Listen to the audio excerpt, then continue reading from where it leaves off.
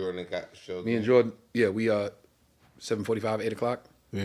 So I'll finish that and just jet over there, fuck with y'all. And then Tuesday, I'm Ruby Tuesdays.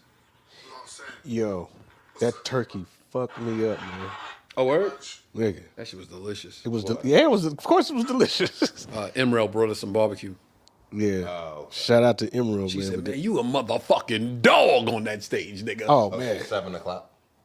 Your show 7? Oh, shit. Yeah. Yeah, man. Quick 10. Oh, and then you're out? No, well, that's what I say. He said, you know, I'll do 10. You know, Yeah. do 10. Yeah, man. That barbecue sauce, So I guess all we that see shit. each other at the after parties. Yes, sir. Yo, I got a spot. Oh, shit, I'm glad you said that. I got a spot I got to hit Rube and see if Rube on it. You know what? We didn't even need Rube. I got a spot for Tuesday after the Ruby Tuesdays Netflix special. Netflix, I got a spot. All right. Food, music, What's the name of? Status Where? on Cahuenga. Okay. It's a Jamaican spot. It's Shit. It's Cahuenga where right across from, you know what Kitchen 24 used to be? Yeah. Right next door. It used to be a Mexican restaurant called Velvet Margarita. That's dope. Yeah, no, Now it's called. That was my Lolo spot. I would take every bitch I dated. I took there. They never knew because I was always that shit so quiet and low key. Nobody ever knew. Dark as shit. They had the fucking pineapple. They would hollow it out and what's put the liquor in it. Son, that shit was unbelievable. Every bitch I ever fucked was like Velvet Margarita, and they all thought it was our spot. But they closed it down and opened this Jamaican restaurant called Status. Damn. I took okay. Tiana there last week. Food was fucking phenomenal. Jerk chicken, yeah. I seen 20 bad bitches walk in and go upstairs. So I'm like, yo, is there a club upstairs? They're like, nah, it's like a little VIP area. They're having a birthday party for her. Right. So I was like, they rent that out. And the girl was like, you could talk to the manager. Manager comes over. I'm like, yo, my man, do you rent out upstairs? He was like, yeah, they got to rent it, but they got to order food and everything too. He said, but for you could just come and pay for whatever you order. And we be good. Snap. And I was like, that's what's up, man. He was like, come on, man, you know PK Love? I said, where you from, bro? He's like, Flatbush. I was like, oh, shit, okay. Okay. He's like, take my number. Took his number down. I said, yo, I got something I want to do for my man's birthday. Because we didn't do Rube's birthday dinner yet. Right. But then now I'm thinking about that. Like, we do 2 days of the Netflix festival, and everybody that's in town, like, yo, come to the Status. We spot, come upstairs. So, like, you know, That'd be one of the parties. yeah. It ain't on me, nigga. Yeah. Come and order your It's a food and spot. order your drinks and shit, you know what I'm saying? Yeah, I don't want anybody coming in that motherfucker like, Tone having a party. Nah, Come in and eat and drink and walk the fuck This up out is of where there. we gonna be at. But yeah, it's nice. I went upstairs, was like, yo, this shit is, it's that kind of 25, 30 people, you know what I'm saying? That's dope. That's all you need. Yeah, and the music was banging, and the food was really, really good. Cool. And the waitresses, it was like 3 waitresses, the bitches was bad. Man. I want you to the factory that night out because, you know, I got to take along little brother, Luca. You and David Lucas on the same Yeah. Did you know that we saw I know, the I flyer? saw it. We'll go through there. Tomorrow, tonight. Who else on the show tonight? You? I don't know about it. You don't know. Every week I tell this nigga, yo, stop putting 6 motherfuckers on the show. You don't get to work. It's your show, nigga. You should make sure you have time to work your new bits every week. Right. Every week, the host should be like, yo, I got these new bits I'm gonna try. And then I'll bring motherfucker up, then I'll try this new bit. I'll bring him up. This nigga put 6 motherfuckers on the show, bro. You got 2 minutes in between comics. Why you keep doing that? Like, you don't want to do new bits? You don't want to work? It's your room. Right. Every week, I'm like, yo, even when weekends I do it and he have 6 people on the show, I go, yo, you don't need me on the show, man. Right. It's 6 motherfuckers. You don't need me on the show. Yo, come on, Rock. I want you. All right, I'll do it for you because you're my brother. But, yo, 4 motherfuckers, man. 4 motherfuckers, and then So you do need- you. And then if somebody come through like a drop in, then you got enough. Now your shit coming out. Yeah. Where we at? Well, We up? We running? Oh, Oh, we've been running the whole time. God damn. Now I got to check the sheet, see what the fuck I said. I might have said some ill shit. You did. I wasn't supposed to say. Did I say anything crazy? No. Okay. What's up, everybody? We get so deep into conversation before the cameras even rolling. We don't even know when the camera's rolling. Yo, welcome to Live from the Green Room, episode number, 38? 21. 21. I'll take it. 21. I love it. Joe Feezy Fox in the building. What's up, brothers? Trey Elliot in the building. Yo, what up? Okay, I saw you this past weekend. We were in Chicago at the Schaumburg Improv. Yes, sir. Yo, shout out to everybody in Chicago. Shout out to Schaumburg. I said it on my Instagram, and I'll say it again. It's always rewarding to know that you have sold out that big ass room. Oh yeah. And we It was did it huge. 2 times. Nice. So we sold out the whole Saturday. Yeah. You couldn't get a seat Yeah. Nice. to see us the whole Saturday. So I'm impressed dope with what show. we did. Of course. And the check reflected it. So yes, said that's the very check nice. reflected. That's why you've been Thank you. smiling. Thank you. Oh, Thank you to Schomburg and everybody that came out. Shout out to my girl Emerald that came out. Yo, Emerald, after the show, she came in the green room and said, boy, you a dog on that motherfucking stage. Yeah. Man. And I appreciated that. Because Shout out to Emerald. Brought us some food, too. brought us some food from Wilma's barbecue. It was delicious. And of course, wait, I got the mic pulled back too far. Of course, you know we can't do this without our sponsor, Captain Kirk's Jamaican Rum Punch. Yo, get your rum punch right here. Look, boom. There's the info. Order some. Enjoy. Let me know what you think. Order it. Drink it. Let me know if you like it. Let me know if you don't like it. Tell me what you think. I personally guarantee you, I think you're gonna love it. Just like I see him this weekend, right? Just like I do. And I'm gonna see Kurt this weekend. Kurt, he already know. He already know coming home. Yeah, coming home this weekend. Trey and I are at City Winery in New York City. This is my first time being in New York with us. Shit! This is my first time at City Winery. Yeah. So it's the first for both of us. Yeah. Looks like a dope club. And we will have plenty Bring of some rum home. punch on deck. Kirk, I'll see you there. All right.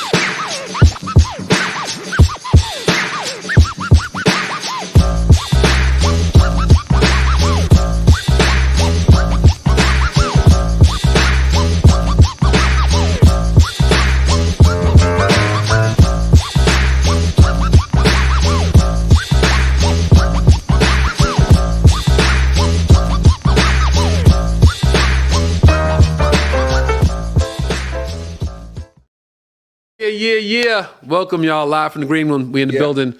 Wait, I said I saw Fox this weekend, but I didn't see you. How was your weekend? Yeah, my weekend was cool, man. Just chill, watch the games, and had a relaxing weekend. I gotta give a special shout out to my son. His birthday is tomorrow. He's in the Bahamas right now with his girlfriend. Nice. Yeah. Wait, is that what the sons are doing? Yeah. His son's in the Bahamas. I'm taking my son to the Bahamas next weekend. But the only thing is, his son is 24. Yeah, and my son is 4. He's gonna be 24 on the 24th. This 24 is and 24th. birthday. Yes. Okay, our guest is here. We're gonna let her just walk on in. Since she was late when the production started, she's gonna walk right in. Yeah. We'll do hugs and all that shit later. Just sit down and get ready. Yeah. Ladies and gentlemen, welcome to the green room, Miss Torrei Hart. Everybody, give it up to Torrei Hart. Hey, welcome. Get situated. Get situated. We got rum punch if you drink. If you don't drink, Okay. we're waiting on some ice because it's room temperature, but we could. It's better when it's cold, so we'll get some ice and everything. All right. How are you, my dear? I'm great. How are you? I'm great. Thank you for doing this. Thank you for taking the time. We appreciate it. Thank you for Appreciate joining it. us. Yeah. Torrei Hart in the building. I haven't seen you in a minute, but I was telling them Christmas. Wait, we shot a movie together. Yeah, we did. Wait, you were saying Christmas, the holiday? We saw each other Christmas, but we did shoot a Christmas. Oh, we saw each other at the Christmas party at the Laugh Factory. Okay. Which we fucking lit. we was lit. Yo, listen, no, hold up. Everybody up there singing Christmas songs. Y'all rapping. It got late. We started passing drinks around. I said, yo, we about to turn this whole thing around. I told him we throw some instrumentals on. Everybody up there rapping, freestyling. We turned it into the Black Christmas party. Yeah. But we did that, and we also did a Christmas movie together. Yes. We did a screenshot for Santa. Yeah, screenshot to Santa. Yes. I have not seen anything since we wrapped. But I've seen it. it doesn't look good? Cute. Do I look good? You look great. Okay. He's a good dad. Okay. Check it out. That was Screenshot to Jennifer Santa. Freeman, right?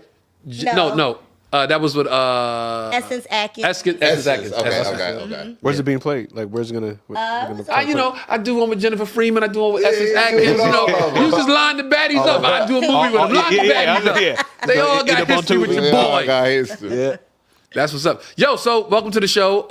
Like I was saying earlier, I have known you for mad long. I knew you when you was hanging out at the Comedy Cellar back in the day. When I had just started and you was there with your boyfriend, just watching your boyfriend putting his hours in, right? Mm-hmm. I remember you coming in sometimes angry with your boyfriend. I was. What? I remember sometimes. angry. I remember sometimes you came in and was like, "Oh, it's hot. Leave her alone." Like something happened on the drive. Damn. I remember them days.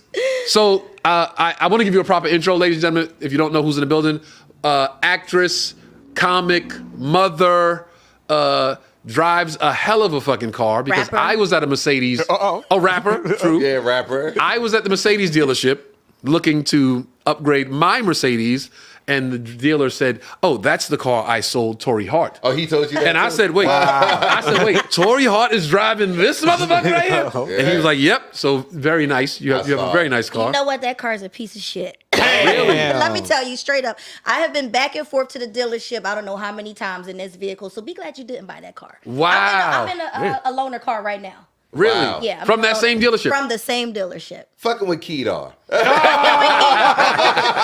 Kedar. sold me my car. Kedar and- He and sold look, me a lemon. and look, I still haven't gotten everything that I was supposed to get. I ain't getting no hat, no keychain. Oh, wow. I, No ain't- accessories. I was like, yo, Kedar, where's all my shit? That's about. I'll come back. I got you. Like, He gave me all of that, but he gave me a lemon too. So Damn. Oh, that's crazy. Because look, I got the Benz truck outside. Okay. So I took it in because I had a problem with one of the tires, and I'm like, well, might as well just take it in, get maintenance, everything from top to bottom. Right. You know, you got to really upkeep. Yeah. You got to, keep Yeah. a Benz up. Right. So I was like, let me go to the dealership. I knew Kedar worked there. He like, hey man, if you want to, upgrade, because mine is 18. Mm-hmm. You want to, I'm looking at the new ones like, damn, this is nice. Then he showed me your car, like, oh, maybe I should get this. yeah. So then he hit me a week later, like, yo, so, have you been thinking about the upgrade? I said, well, this is what I'm going to do. I already told him what I was going to do. I said, my birthday's in June. I'm either going to upgrade, get a new Benz truck, or trade it in and get a Corvette. So he was like, yo, the Corvette lose value. Yeah. The Benz truck keep value longer. So I said, well, run the numbers. Let me know, what I could get for it. Yeah. This motherfucker hit me back like, yeah, you could get like 50 for that. 50, nigga? Nah. You have a G-Wagon? Yeah, I'm like, He tried to give you $50K for a G-Wagon? yeah. So I said, yo, never mind, bro. I said, never mind. Goddamn I said, never mind, bro. Corvette it is. Corvette it You know, if is. you get a That's a Corvette, used car everybody gonna think salesman you're right going there. through a midlife crisis. So it got to be the right Really? Corvette. Yeah, like anytime a man Is a Corvette a midlife crisis car? that's what Yeah, that's the consensus. Your red, fiery So you got sports to make car. sure the Corvette you get is like a fly. Wait, but I would agree with that if I wasn't already a fly motherfucker. Yeah. You ain't If I got was a that, no cornball crisis. and all of a sudden I pull up with a Corvette, it's like, oh, this nigga going through something. But nigga, the Caddy was sick. The caddy. The Benz truck is sick. Like, Yeah. that's what I do. Yeah. You know So what the I'm saying? Corvette ain't nothing. But it's a A sports chick in a car next to me ain't nothing new. They So, gonna be like they gonna say Tony Dick must still work. He can eat her now. he must start getting Viagra. It comes in the car. It's in the glove license box. they gonna say no Viagra. Or he gonna eat you to death. Because they say when men reach a certain age and they can't they just eat motherfuckers to death. I did not hear that. Oh yeah, that's heard Is that some shit women talk about? They gonna eat Yeah. you for about 45 minutes. Eat 45 minutes. Smash for eating. 10. Wow. Nah, I'm gonna have sir. I'm gonna have a Corvette and a big dick. Corvette and big dick coming this summer. That's a Make sure that shit Make sure that shit That works. is a funny bit. I be checking, just make sure. And when I grow up, when I wake up in the morning, I say, okay, I'm good. You check your dick every morning? Yeah, make sure that shit morning wood if it Nah, nigga, you watching Pornhub in the morning? Nigga, you don't get morning wood no more? I mean, He's an eater. I don't know. I probably don't get it as routinely as I used Yeah, to. Like I don't a get teenager, that shit every morning waking you up like, yo, what we doing? I be You know in what I'm saying? class with afternoon wood in school back in elementary. Yeah, I remember that, yeah. Now, I don't want that ever to go away. Ever. Nah, that's That's the sign of getting old. Nigga, it's been 3 days. Nigga, where is it? shit. So wait, so you mean to say you go 3 days without getting pussy? No, that's 3 days that don't come in the morning. It's like, All right, Dune. we have a guest and we talking about our dicks here. I mean, y'all It's men, live in the that's what green y'all room. do. Yeah. Hey, so let's start with this. Let's start with what made Torrei Hart want to do stand up? What was there a love from early on that we didn't know about? Was it a I'm gonna show you? Was it a what was it? what was the comedy bug? And how long have you been doing stand up?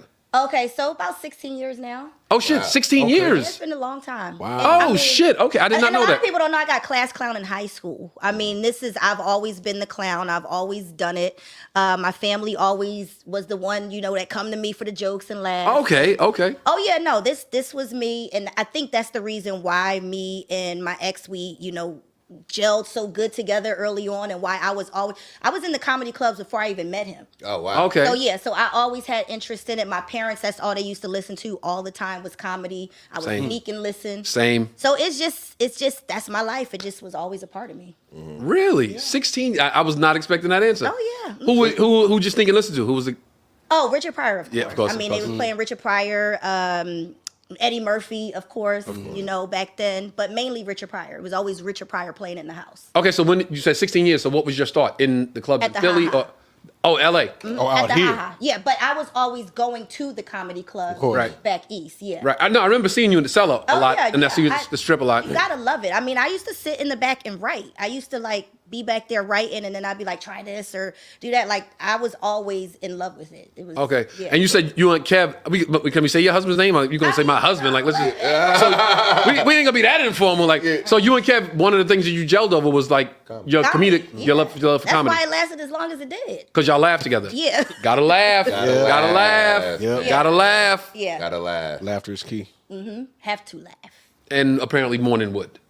That's not for me. But I No, it is for you. It is for you. It's always for the Get that ladies. tap in the back. I Bump, don't bump. really want that more.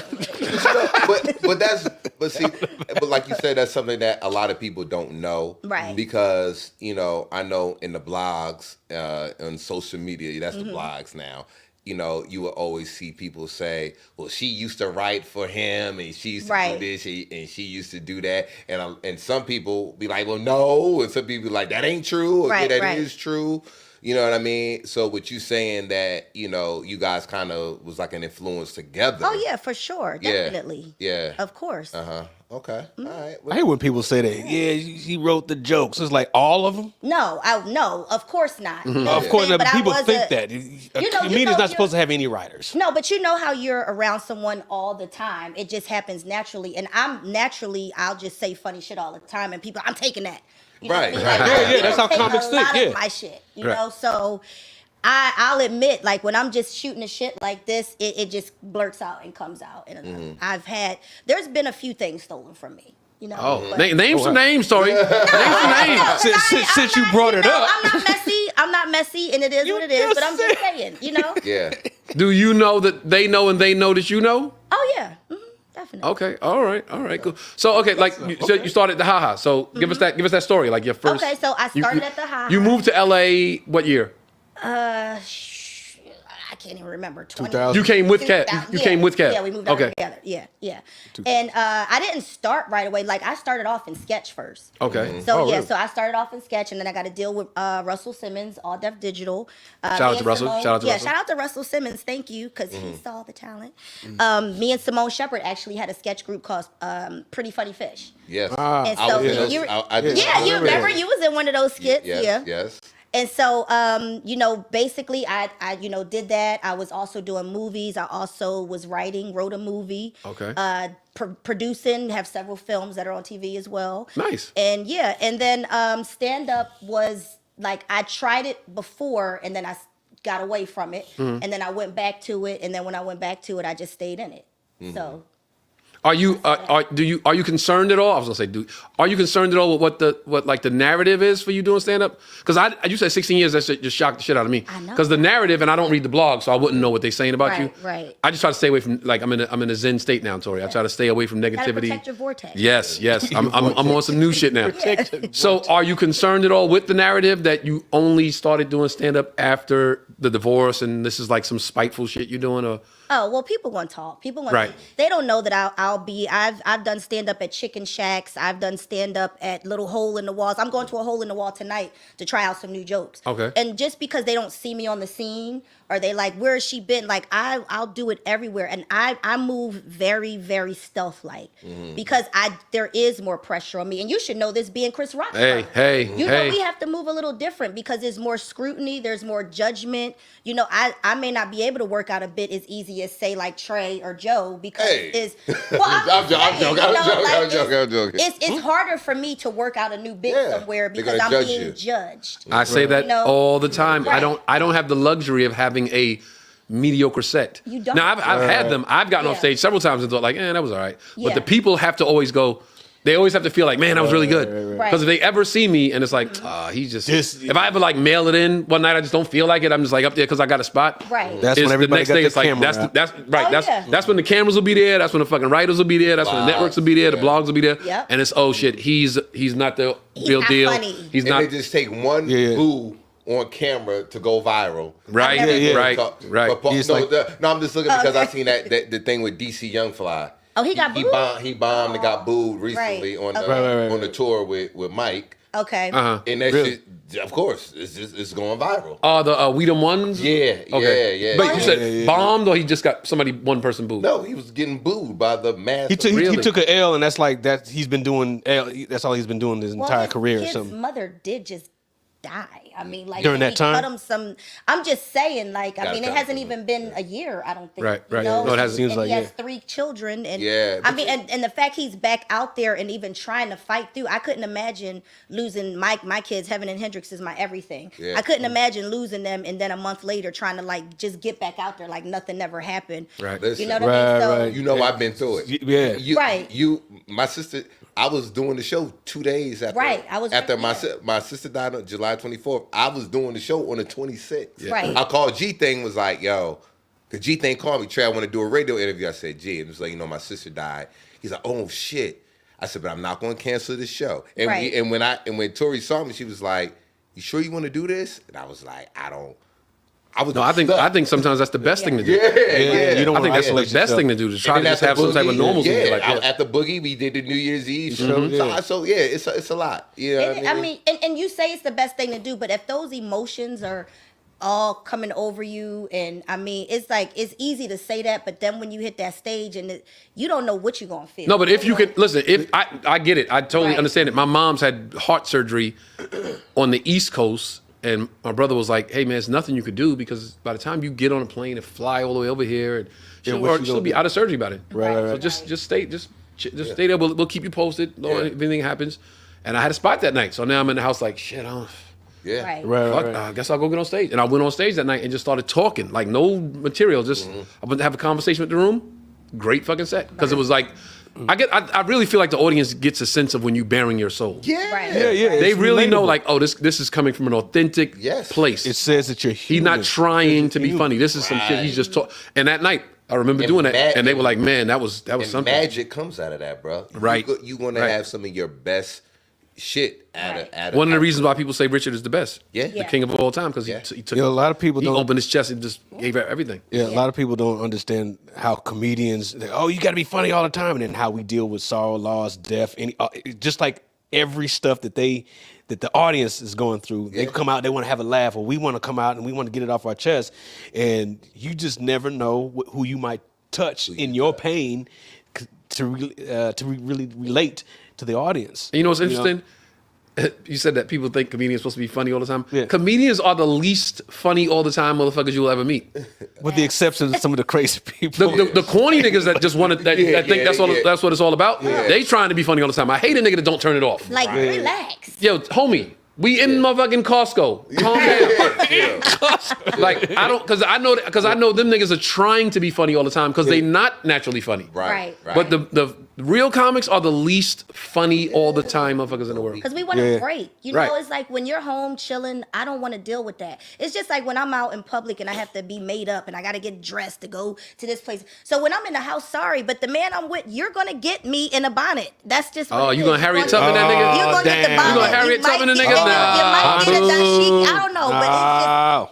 I don't have time to be doing all of that outside the house, inside. The house is my safe place. Like, let me have that. You can wear a bonnet in the house. I mean, That's cool. let me wear my bonnet. You can wear a bonnet in the house. Bonnet. Yeah. I never chipped Let's the go bonnet. out. Nah, do it up for me, but See? fried chicken titties out. You don't ever want to see it. I want thongs and oatmeal. You know why I like the bonnet? Because nobody got time to be cuddling and hair all in your motherfucking face. Right. I hate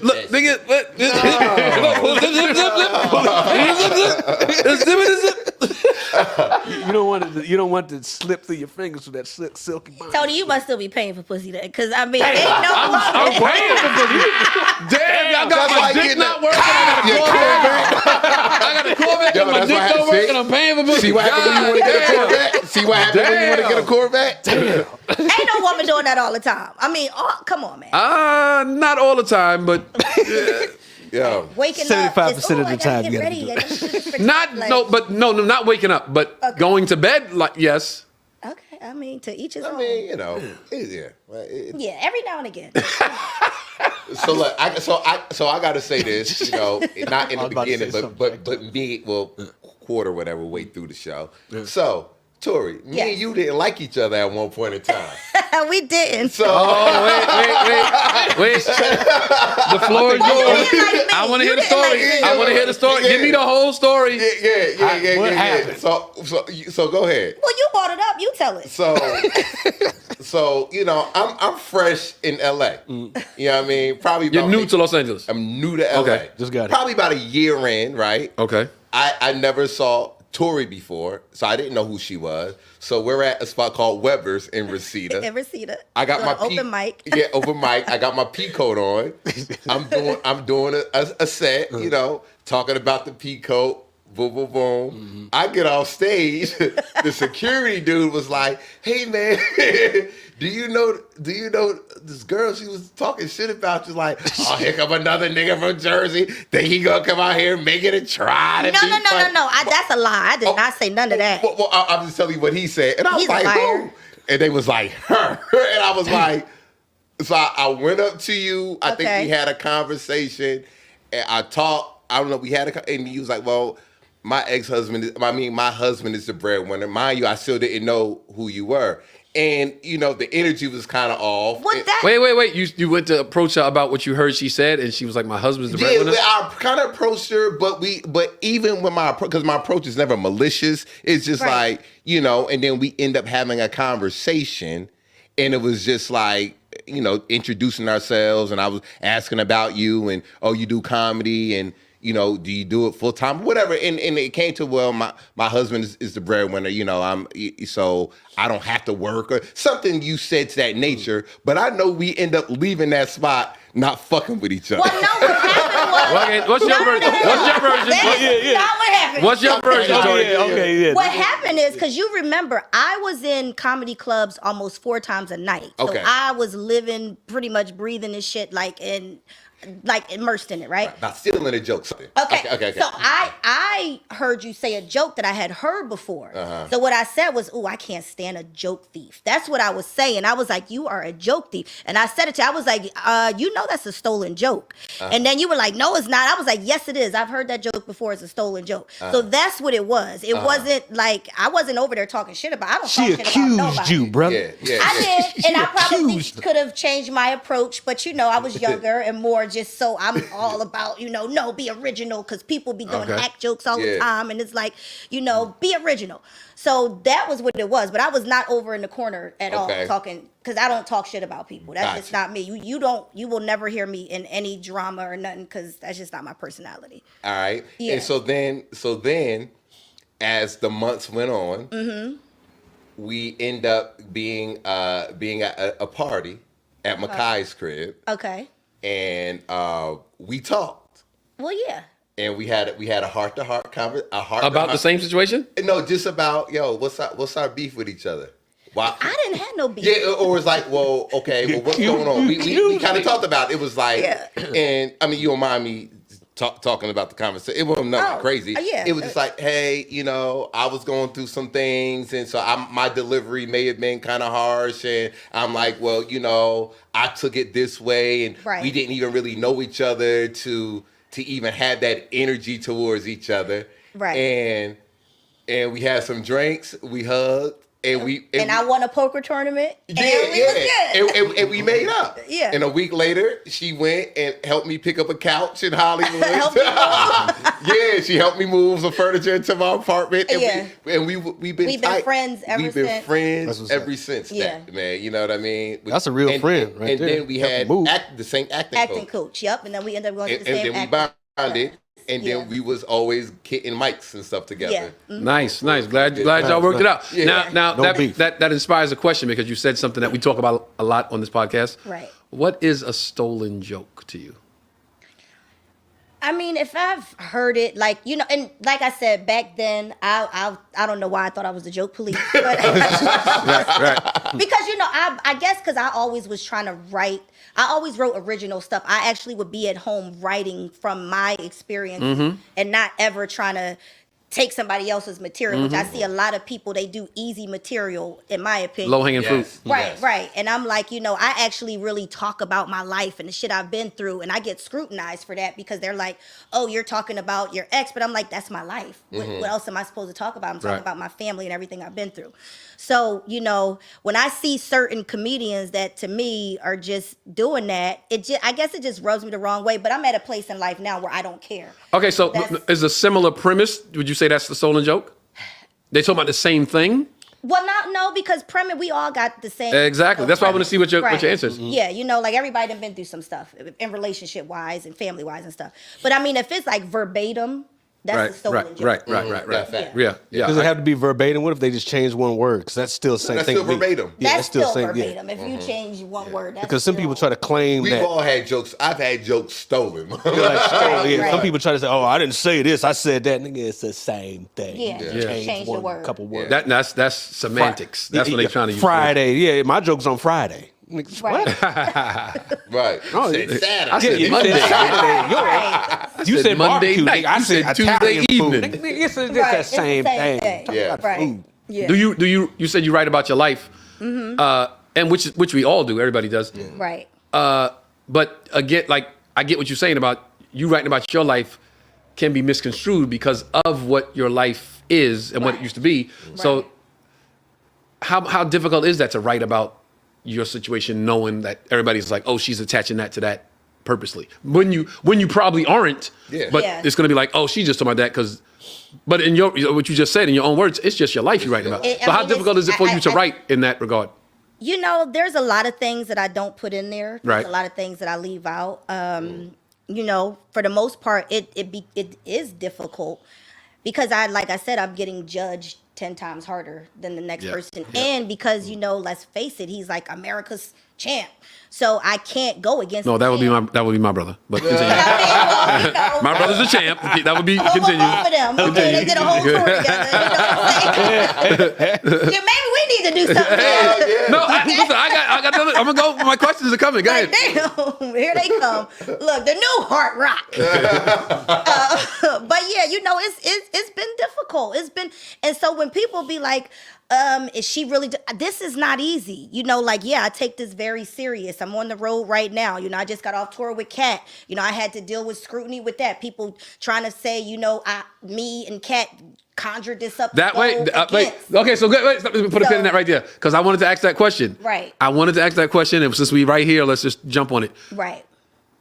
You had to know there was going to be some kind of scrutiny with you doing that, agreeing to be on that tour. Should I worry about hold that? Up. You're gonna give me your weren't answer. blind But going into but were you aware of like this is gonna look a certain way because of Kat's relationship with Kev, or was it just a work opportunity for you? How did you look at it? I looked at it like, am I supposed to not take an opportunity to perform in front of how many thousands of people? Okay. And get paid a nice sum of Right. money because of what somebody perceives it as? Right. I feel like if anybody had this opportunity, why wouldn't they take it? Right. That's what comedians, that's what we work so hard for. Right. And not to mention, I've known Kat for almost 20 something years. Me and Kat are friends. It's not like, oh, he just hit me up, Torrei, come do it. No, we're friends. I've opened up for Kat plenty of times before. Okay. That wasn't the first time. We did a movie together, American Bad Boy.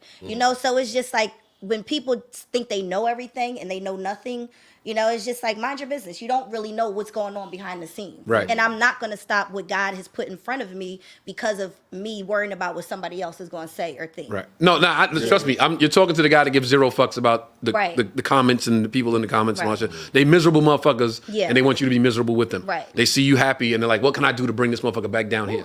Tracy told me. Tracy Morgan, who I used to open for years ago, told me hate always comes from underneath. It never comes from level or above. It always comes from niggas underneath. Yeah. So I get it. I get not giving a fuck.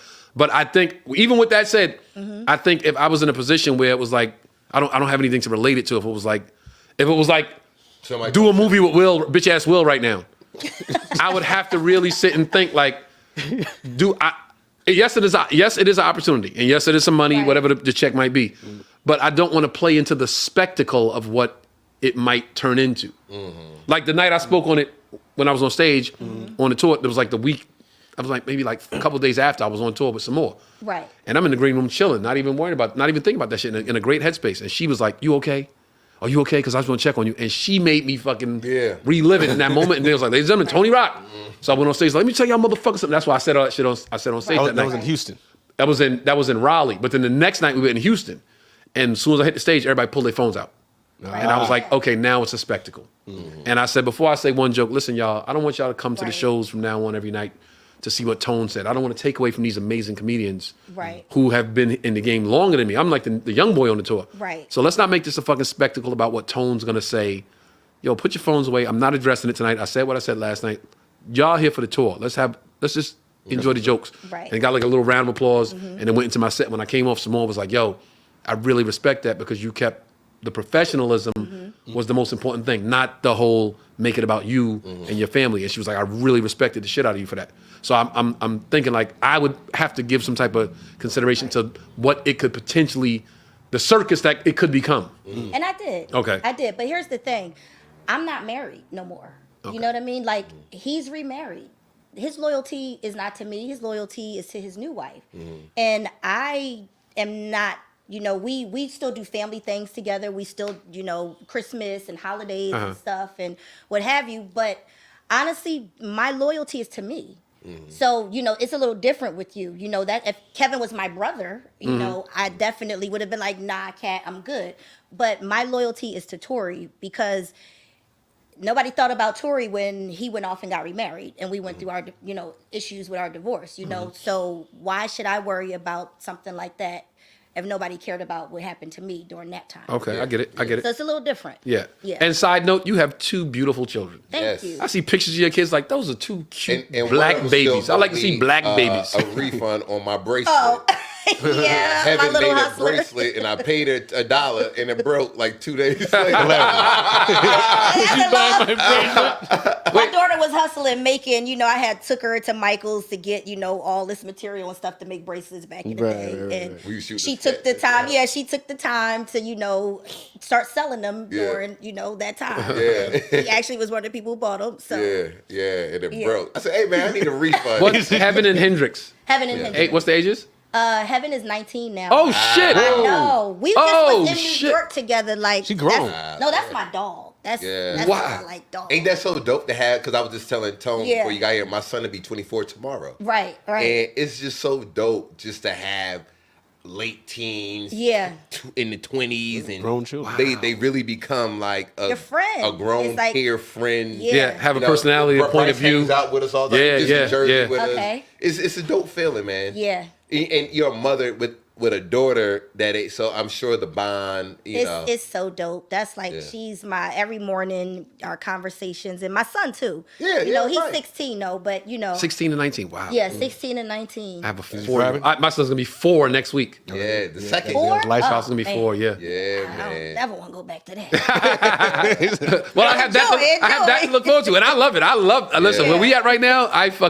Today we spent the whole day in the mall shopping. We going to the Bahamas for his birthday. Oh, dope. Whole day in the mall, Yeah. like, and I'm like, I let him be a person. He is a Right. person to me. Right. Yo, you like this? No, Dada. Okay. What about this one? Yes. What about Yeah. these shorts? Yeah. I like these Right. sneakers. All right, see if you got your size. Like, I let him be the guy he want to like. You have I'm to. trying to cultivate that swag. So when he's 10, it's like, Oh, yo, he got it. Dad, how does this look, Dad? Yeah. Like I'm good. Yeah. You know what I'm saying? I want him to have that. I definitely try to cultivate that. Right. But Reginald Hudlin told me one time. I said this was when Charleston was about maybe 2 years old, and I'm like, yo, man, he was, you know, when he was 1, it was this, and now he's 2, and it's so much better. And then and we turns 3, and then Reginald said, hey, man, it's gonna always be better.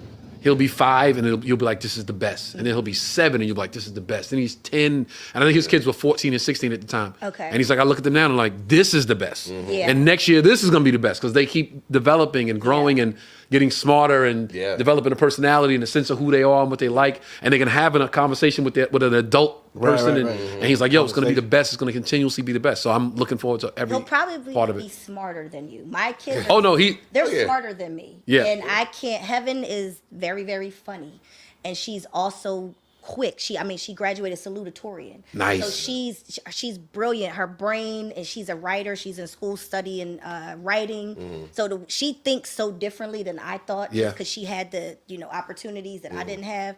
And I'm just like, man, I can't win against her. No, I'm gonna make it my point to make sure Charleston is smarter than me. Yeah. Because we was the kids that was That's the whole first of all, idea. so many of us, it was like, nigga, just go to that school right there. Right, I got no time to look for what school's good. That shit right there, go there. Yeah. Charleston, I'm like, okay, what's their curriculum? How many black teachers? How many Right. black students? What's the I do all that shit. You know what I'm saying? So I definitely want. You always want your kids to be better. Yeah, My I- son is in the Bahamas right now. I was like, damn. At 24, Right. his girlfriend took him to the Bahamas. Oh. I was like, yo, me and your mom went to Orlando. When you got pregnant. When she got pregnant. You know what I'm saying? Made you in Orlando. Like, hey, nigga, you got your first stamp on your passport, and I Right. said, so it's a good film. Yeah, man. yeah. And the funny thing is, when I went to Tori's house back when we had shot those sketches, I was looking at her kids. I was like, boy, these some privileged motherfuckers. they skating in the kitchen. I let them do anything. Hamster Wow. guinea pigs on the counter. I said, Hilarious. Tori, That was for the skit, though. Don't be making it seem like I had a Tori, dirty you know house better down. than this. That was for the skit, okay? When that was part Hey, of the man, skit. Tori kids Them living skating in the good kitchen life. was part of the skit. Well, no, I let them skate in the house. Okay. Tori But- kids living the good Guinea life. pigs. No rules. But we were doing a skit where you come over to the house Yeah, and, you like see you bad and, shit. and then I offer them food and I was like, Yeah. you want something to eat? Oh, And okay, he okay. said, yeah, it was for the sketch. No, I was gonna say. okay. Get your Don't guinea try. pig No, and put it up. but the fact that you had guinea pigs on standby still shows some money in that house. Like yeah. I could Well, I find a had- guinea pig if I wanted to. Yeah. Yeah. Whatever they asked for. I mean, I moved to that they're house rodent. because they wanted a horse, and so I had stables and stuff. Oh shit. And when I Beautiful got there, though, home. I was Beautiful like, home. you know what? Yeah, I don't think I want a horse. I'm not ready for that. Y'all, so we just going to Shoveling shit. Yeah, no. So I shut that down, got the hamsters, got them a dog, and Yeah. later they got a Hamsters, cat. dogs. Yeah. Ain't you still in the same crib? No, I moved since. Oh wow. Okay. But I'm in the same area. Same I'm in area. the same neighborhood, just a different house. Yeah. Yeah. I was looking at some.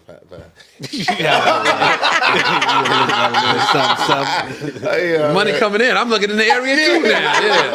I think I'll look in the area too. Yeah, I look at the area. What's dating like for Torrei Hart? Oh God, let me tell you. Who do you get hollered at? Is it like questions? Is it, how many niggas hand you scripts that what they want you to pass along? How difficult could it possibly be to date Torrei Hart? It's very hard for me to date because I always the guys I so first of all, okay, I've retired from being a cougar. I've just decided I'm not a No more cougar. Huh? You say that because you were dating younger? I mean, I liked them young, 10, 11 years. That was probably my problem because I was too busy dating the young guys. You know what I mean? But I'm the one paying for pussy out of it. Yeah, okay. All right. You picking niggas up Where your Corvette? you picking niggas up from they shift. right after graduation. and I shit. mean, it's just that's what was that's what all was coming on to me. Okay. I mean, I had an older guy. I'm sure older dudes were too. You just wasn't checking for them. Well, no, the one that I did, he No died. deacons at all. He died? shout He out to- died, Yo, rest in Reno, peace, yeah. Reno. Reno was my guy. Yeah, Yeah, it was oh, my damn. guy. Yeah, Like my that dude. was, I probably would have married him. What, actor? What was he? A producer. No, he was a producer, a manager. He What Reno? What was it? Rankin. Reno Rankin? Yeah. I know him. Yeah, You may I have have known him. How'd he die? Cancer. Oh, shit! Sorry to hear that. Sorry to hear that. Yeah. I forgot. Yeah, I went through that. Reno was my How guy. old was he? Reno. Let me see. When he passed away, he was 46. Oh my God! God bless. Wow. 46. Prayers up. 47 actually. 47. That's young. Yeah, he was very young and full of life. Like, I mean, me and him, we always had fun together. Like, it was never a dull moment. I used to see y'all, Yeah. I knew Reno. I used to see y'all, I remember we had the hoverboards. Yeah, riding on the hoverboard. he was like a big kid, Yeah. but he was an adult. So he got me, because I'm a big kid. I'm still a big kid, as I don't think I ever am going to really grow up. Yeah, I feel the same way. I have arrested development. Yeah. Yeah, me too. Yeah. And then I'm doing everything in reverse because I got married so young. So now I'm like out here trying to do things I should have been doing in my 20s because I was locked down in my 20s. In my early 30s, it's just like, okay, Tori, you got to figure this shit out because, you can't keep going after heartbreak after heartbreak. That's again another benefit of having a 4-year-old. I get to be a big kid every fucking morning. Yeah. Right. Every morning, Dada, let's go. And I'm laying there with Legos and throwing shit Yeah. around the room. I'm like, this is great. I would have been doing this by myself. Like, Yeah, Right. yeah, nah. But yeah, so no, go back to your Yeah. date. Like, how difficult is it? Like, you used to like them young. Now you're trying to I'm mature to an older caliber I'm of. trying to get an, you know. What are you looking for? What are you looking for? What do you like? I think the intern has finally showed up. The intern, can we get some ice before our guest intern? Yeah, please. Can we get a bag of ice? Wow. No, the ice in the freezer. The ice in the freezer is like frosty and dirty. Can you get a bag from like downstairs? Yeah, no, we need a new bag from downstairs. Right Thank you. downstairs. We thought you came with something. Yeah. Just walked in like we needed them. Yeah, what are you looking for? Because The intern. Because Joe Fox is single. Oh, so shit. So what are you looking at? No more comedians. That's for No more damn comedians. sure. No Damn. more comedians. Well, what other comedians have you dated? Entertainers? Wait, what? No more comedians. You dated more. You must have dated. Who else did you date? I dated 2 comedians, Oh, okay. You can say Including the your name. husband. including my ex-husband. Say Including- the name. including- One. One was on our- Ex-husband and And one other. Okay. Yeah, no. No I'm more not gonna comedians. give His name? No. Okay. People don't even know his name. You know? I know. Oh, okay. Yeah, he You was know? his- I was involved. I was like we had. I was stuck on. I was stuck on comedians. Wait, so you said no comedians but entertainers? I Yes. don't know who they was. Oh. I'm like, you said no more comedians. I'm like, No more. I thought it was only one. So no more. Entertainers or just not comedians? You know, I don't know. I'm not gonna say no or never. Yeah. You know, it's because I don't know. You know, right now. So why you say no to no comedians? Because it's a small circle. One is enough. Yeah, that's true. That's true. It's It is a like- small circle. It is a small circle. I agree with that. Yeah, I agree with that. I mean, if I was to, I would go back to number 2. If I was to ever, date another comedian, we just have to rekindle, and I'd make him get rid of his girlfriend. Oh shit! Damn. Yeah. That's why it You didn't work gonna out with get number rid of 2. that He had a little girlfriend. You got. Number 2 had a girlfriend. Is that why it didn't work out? No. Oh. Okay, so I have trauma, and I realize that I have trauma, and so probably a year and a half in, I start to feel like I'm getting trapped, and that's when I kind of like mess shit up to make it go. But most of the time, most guys usually end up doing something, and then I remember, and so it turns into. Wait. Now that's Flashback. interesting. Let's not gloss over that. So you're saying, is that what you? Correct me if I'm wrong. Is that what you do in relationships? You just find a way to sabotage it. You self-sabotage. I've done that. The only person I didn't do that with, well, I would say I haven't done that with a few people, but the main person that I feel like I did sabotage it with was Number 2. number 2. me, And why is that? Why do you think you self-sabotage relationships? I told you I'm on some new shit. I'm trying to learn from everybody I'm because, around. He was talking marriage, and You were scared of it. yeah, because I went through a divorce, and I So never fresh. thought, I never thought I would be divorced, and it just scared me, and I was just like, I don't think I'm ready for this. This is, it's getting, I feel trapped like forever. Right. That's funny because a lot of people don't know the effects of divorce. Right. Now, I've never been married before, right? But, my girl has. Right. And she went through a divorce. And you don't realize sometimes when you just having conversations, something go on, and you be like, yo, why you just get mad at that? Yeah. Why, all I said was this. You got to Right. manage. And they're going 80 miles per hour. And you like, Right. yo, I'm driving 10. Right. I'm on cruise. But you like, yo, it really causes some type of trauma. Yeah. And I mean, a trigger. Even with talking to you and us having our like conversations and speaking with her, I'm like, damn. And I grew up in the where my mom and my dad got divorced, but my mom never displayed the trauma. Right. And now that we're talking about it, I'm gonna ask her that. Like, matter of fact, I'm gonna talk to her tomorrow. Mom, like, what was the trauma you experienced with divorce?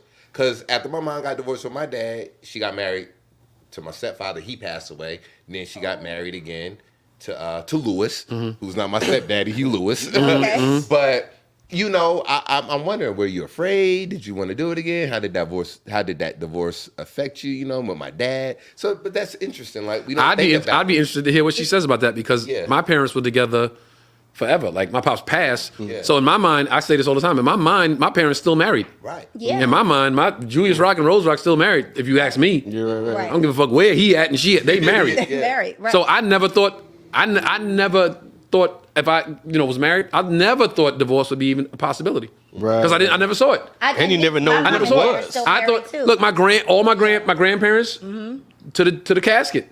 So that's what I thought it was. I'm like, yo, you get married. Even I seen them argue and everything, but I was like, I didn't see them leave, so I just thought, Yeah. okay, Right, you right. you just in this shit. You know I what I'm didn't saying? even conceive of that until Wait, hold up. Wait, I want to ask my question before you even go into it. Okay, Because you said all that trauma, and I'm like, this is. I do have a question I'm about like, that. we Go sit ahead. with a guy that's been divorced, and we talk to him every week. So, what was your trauma that you had to deal with after being divorced, married for 9 years, and then divorced? I would say one of the biggest traumas was the fact that I'm going against, my beliefs and my upbringing, and I'm disappointing. Like, the curse of divorce. I had to go through thinking that I was some kind of a failure or something, not really knowing the numbers and doing my homework on what divorce really is. Right. And, I was like, wait a minute, I'm not alone. I'm not like an outcast. It's not the end of the world.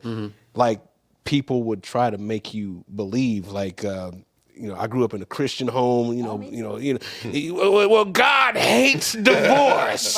Right. Does God don't know this hate me? bitch. The devil created us. God don't know this bitch. Yeah, that's what I was about to say. I was like, well, look, if God, it's not because I'm divorced, he must hate me, give me this bitch. I mean, he's like, I didn't think about it. No, I'm just like, I didn't think about it like that.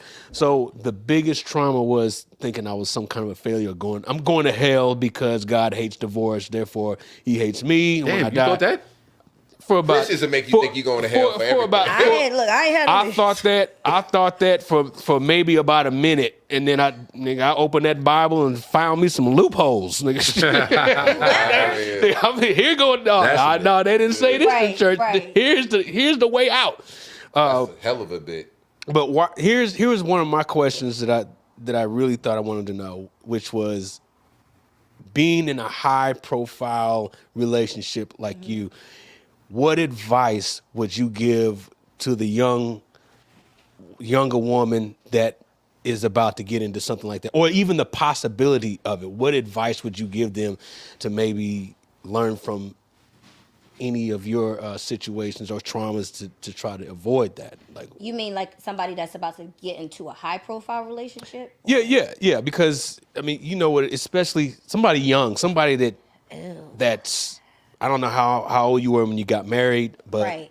Well, see, I met my ex before he ever even got on stage. Well- he was selling sneakers, so it's different. I really loved him. You know what I mean? well, to that situation. No, I'm serious. You know, Like this like, nigga can sell You some gotta Nikes love a real nigga that be good. selling sneakers. No, I mean, yeah. But you saw the You married Al saw Bundy the and he blew up. Right. You saw the progression of someone who was not a celebrity Right. to where they were. So that person or that situation that exists today, it happens all the times. When a woman right. believes in you or is willing to stick it in to whatever, what advice would you give to that young lady? Definitely, if you guys are talking marriage and it's gonna last and you want it to last, you gotta put God all up in it, and you gotta, it's gotta be something where everything is understood, and you can't have that person ever feeling like they're crazy when they're seeing what's happening. What do you mean? Being honest. Yes. Oh, you talking about I problem? like it. I like I'm that. talking about infidelity. Yeah. Okay, say that. I I didn't know what you were talking be honest and let every party involved needs to know what's really going on. Ooh, Like, a I see that motherfucker bitch will all think- on you. Yo, I see it. That's Yeah. the worst when you see the truth and somebody would just act Tell like, you don't see the truth. and then you really start thinking, yo, well, maybe I did see that. I would do that, and I'm like, no, okay, and then Yeah. you go crazy, and You then go here crazy. I am burning shit down. You know what I mean? Yeah. It's Oh, like, fuck it, dude. no, okay. Yo, I had every right. All right, so are you Yeah. saying you would be more open and honest about what you see that they don't see, like maybe being more protective?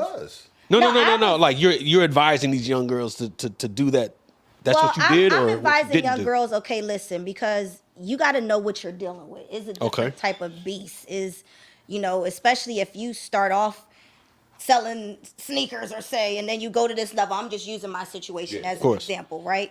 So for most young girls that are getting into something, they're probably dating rappers, right? Or something like that. So it comes with that lifestyle. Right. 9 times out of 10, they know it comes with that lifestyle. So either you're going to be willing to deal with that lifestyle or you're not. But that's the thing. I think in that regard, Pass it to the guest. I was gonna open it. I think in that regard, those chicks are a little delusional. Like, Yeah. okay, you think you're gonna date this rapper, like, especially, I don't want to say any names, but like, some rapper X has Fetty Wap. 4 baby mamas, right? Right. Okay. Future. And now you start dating him and you think, oh, it's gonna be different with me. Yeah. Like, come on, shorty, you delusional in a sense. Yeah. Now, can he find Jesus and change his whole life around? Yes, he can. Right. The likelihood that he is 0.00001. Right. Right. So you're delusional to think like it's gonna just But work out. in your- sometimes these guys be leading women on too, and they Right. say stuff or they because they want a woman so bad. But then let's go back to what you said. You got to see the truth. You telling me Yeah. all that, but I see 4 babies from 4 different chicks right here. Yeah. And you Yeah. telling me that told sound all good. those, Yeah. That song sound good when you singing it. From women as well. Women will be singing a fucking song and the dude be like, oh, word. And then now he's going to court and coming out of pocket for all this dough because, oh, I thought it was, you know what I'm saying? Right. A woman would sing your song. I ain't gonna tell your girl. Then all of a sudden she done. Yes, they I'm telling. will. I am a snitch. I'm telling. I don't give a damn. I am You can't telling. snitch, yo. I'm telling. And I mean, I hear what you're saying, man. You know, because even dealing with somebody, not even with the high profile, but then you're dealing with high profile as far as fame, but then you're also dealing with the money, Right. as well. So when I was dating, you know, I mean, the millionaire chick, Oh, she cheated. my girl. The millionaire chick. My girl. Yeah. That's what I mean. She cheated, and I didn't say shit.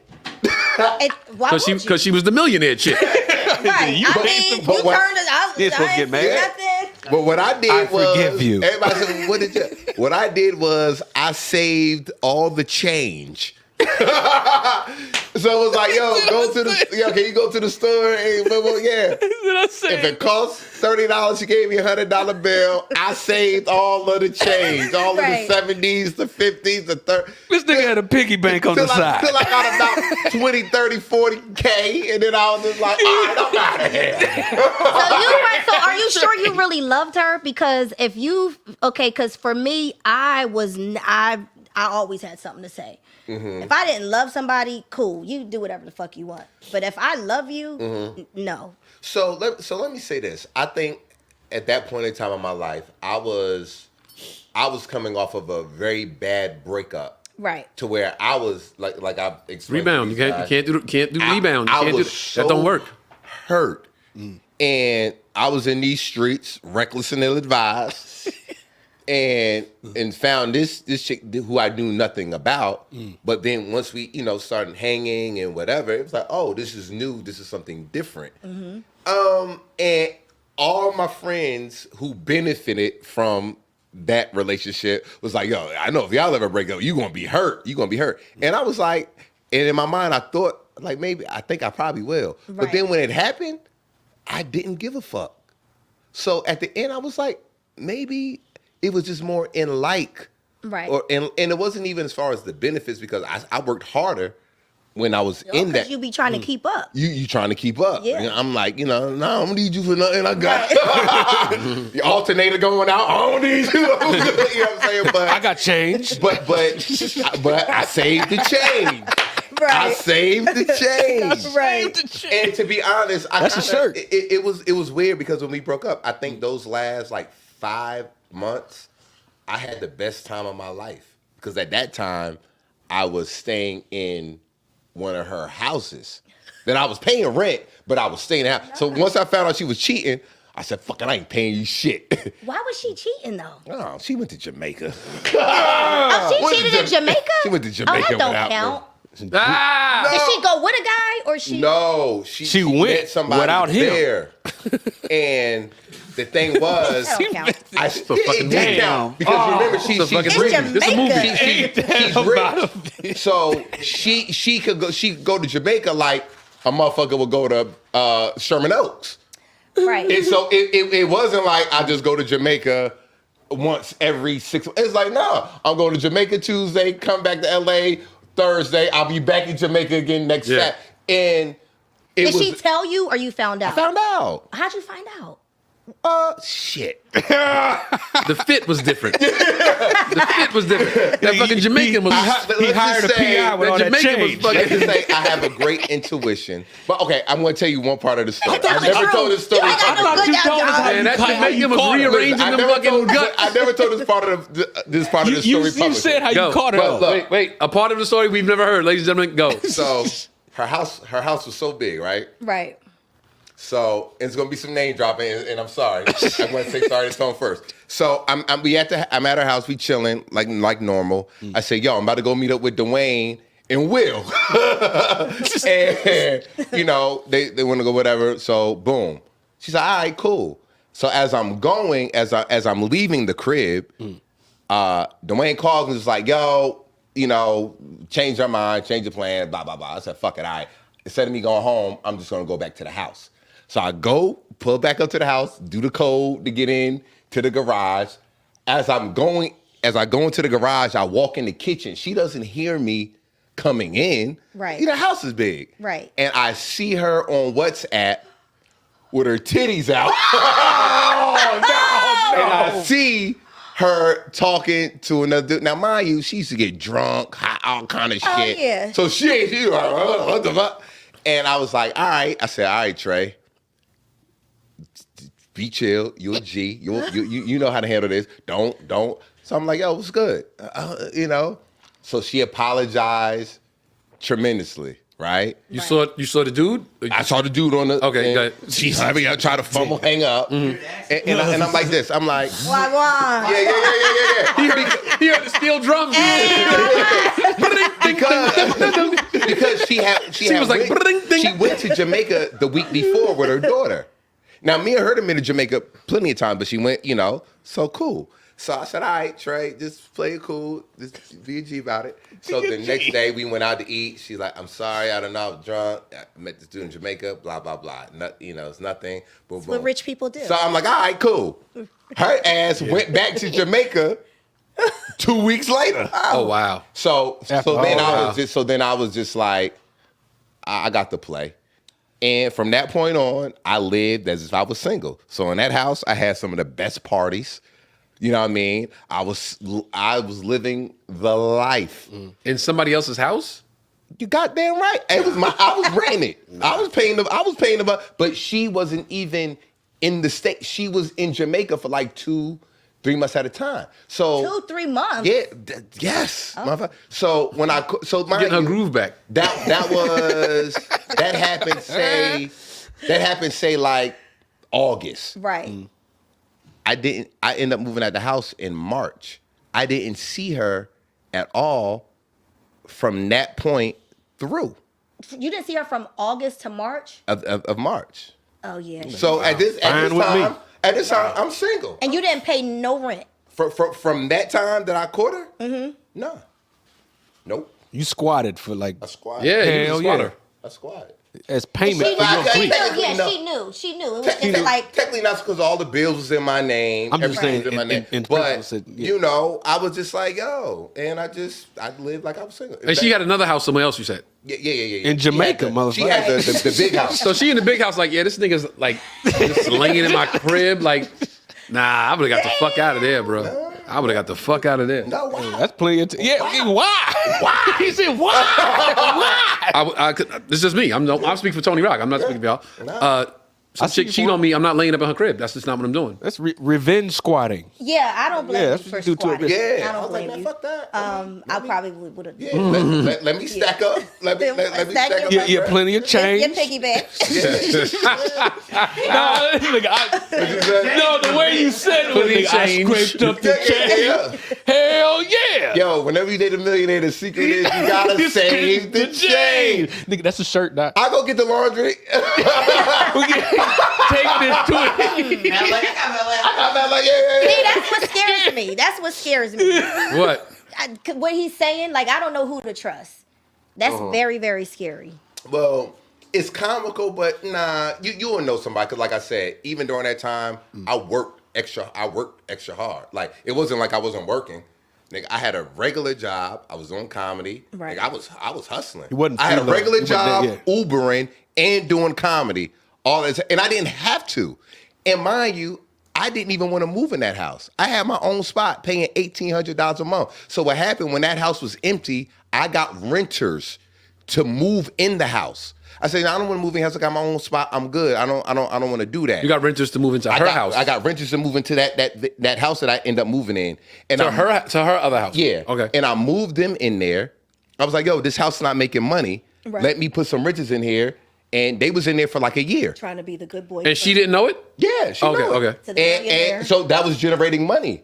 I was like, yo, so here, now you're getting $3,000 a month off of a crib you wasn't making no money. Right. And then they started fucking up. Frank Ocean's aunt started fucking up. Frank Ocean's aunt. Come on, Dolores. Dolores Ocean up in that motherfucker like, yeah. So I had some nigga girl cheating on her. We renting this shit. I had to get them. I evicted them out of the house. Right. And from that point, she was like, "Can you just please, like, it's a headache. I just trust you to be in here. I know you're gonna take care of it." And I was like, "Yo, I don't want to live in there for free." She said, "No, just give me whatever." I said, "I bet." So I paid all the bills, gave her whatever a month just for the crib. What you give her? I gave her $1,000. I gave her a stack. Okay. But the shit was a 5-bedroom crib. So man, yeah. So you wasn't a freeloader. I wasn't. No, I never wanted. No, That's a businessman. Yeah, right there. I never wanted to be like. I never wanted to do that. That's a property manager right there. I was a fucking property manager. Go right there. Mind you, I'm giving her the dick. Profitable. The dick count for something, motherfucker. That's an extra 2,000. Don't act like the dick ain't an extra 2K, motherfucker. Yeah. I'm kicking for 3,000 a month. Niggas really think. Oh, so you caught her cheating and y'all was still fucking? Huh? You caught her cheating and y'all was still fucking? No, but when I knew she was cheating, we didn't have sex no more. Y'all didn't have sex? After I caught her cheating, I did not see her. Once I caught her cheating. Oh, so it was. We was together for 5 years. Wait. This is year so 5. after the damn. titty incident, That- I never- you just moved to the other I house. never knew that. After the titty, I was already living in the house. In the other house. Titty Y'all was gap. never living together We never lived together. in the same house. Yeah, we never okay. lived in the same house. Okay. We never lived in the same house. Okay. I was now at that point. I was now a tenant. Oh, you was a kept nigga. You was a kept nigga. in her house. Yeah, you was a kept man. No, Yeah. I kept man. She Don't probably do had a shit. house somewhere else with a nigga in it. Like, yo. In Jamaica. Yeah, you got a house in Jamaica, a house Right, in fucking Temecula. Barbados. You don't hear the Right. joke. Jamaica was the That's why main she thing. be there for 2 months. You don't hear the joke. I say on stage. It's all real. So hold on a second. So The that joke is all real. so that Yeah. joke that you told You and said speak Jamaica that one was the time, main nigga. that's Who that that boy chick, right right? there? That's that chick. What? Yeah. When I say the Bora Bora, I just changed Jamaica to Bora Bora because Bora Bora is Okay, funnier. man. Okay, so respect. Yeah. But, So I was a but all cat that nigga. other shit around it. Okay, all right. Now I really understand. Nigga. That's the Nigga, shirt. Ask about me, nigga. I had the best parties out there. I never was invited. Well, you said he was a joke thief at the time. We paid up. I took him to go move to a joke furniture. thief. Okay. She met her though. Tori, you met her, Tori? Well, our kids went to school Y'all get together. their kids You went to said school my together. girl. You said my girl. Yeah, our Their kids went to school together. Oh, nigga, I was at Sierra Kid, nigga. Like I'm like, yeah. What the fuck is Trey doing up here? I'm in there with all the kids. Like, yeah, what's up, y'all? Yeah, I came to get my stepdaughter. Hey, Right. come on, let's go. We gotta go. Fun times, man. Yeah. Fun times. Interesting. I was a cat nigga for a minute. Kept man. You know how much game you gotta be to be a cat nigga? You said how much what? Game. No. What game? Well, she was a You gotta be a nigga millionaire. with no place to stay to be a Right. nigga. She just, I was like, You gotta be a I don't nigga know with. about that. You gotta be a nigga leaving in your car to be a kept nigga. No, Like, you know, I had my own place. Kept you from what? all right. I had my own place. Hey, I had a listen. 2-bedroom. What I say? I break up with a chick. The last thing I want to do is be like, all right, you showing this nigga your titties, fucking this nigga in Jamaica. I'm just gonna stay in your crib. That's ego. That's ego. said that's ego. Nigga, I'm thinking business. He make I'm money. thinking business, man. Right. Now- I'm not a businessman. now what- I'm I'm a businessman. Now, what chick would have done that? Oh, every chick would do that. Every chick would do that. No. Make you money while Oh, in no, your no, absence? no. That's what I'm talking about. I would have did it. Okay, you're an exception. Yeah, I would. Okay, I'm talking about if it was the other way around. Yeah. If she did that for you. You know, yeah. That's interesting. But see, that's an extreme case, and you played your hand. That's unbelievably extreme case. Yeah, that's an extreme case, but that's not likely for. That's in a what normal we do. situation. Women, we Wait, usually enhance. we live, right? We got questions. He enhanced. Yo, who the fuck? Any Oh, dude? this is live? What dude's doing that? If you're a dude, like you're gonna chick gonna cheat on you, gonna stay in her crib? Like, and that, Yo, Tony is upset.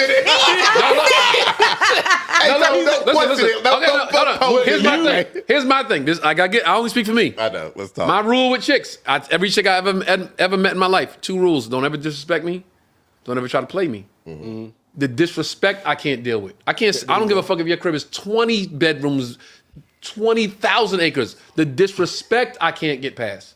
Okay. Yeah. You disrespected me. Yeah. And now you think I'm gonna lay up in your crib Tony on somebody like, yo, he a sucker. He not saying you, but he a sucker. He's gonna stay there because the crib big and he got nowhere to go. Nah, nigga, I'm out of there. Nigga, I've been feeding myself since I was a child. Yeah, you don't I could go outside and hustle up $1,000 right now. I've always had the gift of gab and I could get money. So I'm never gonna be stuck like, oh, I can't. I never had a bitch car on some like, oh, I gotta need her car to get somewhere. Well, I never been like that. So I look at it differently. But I think it's my ego.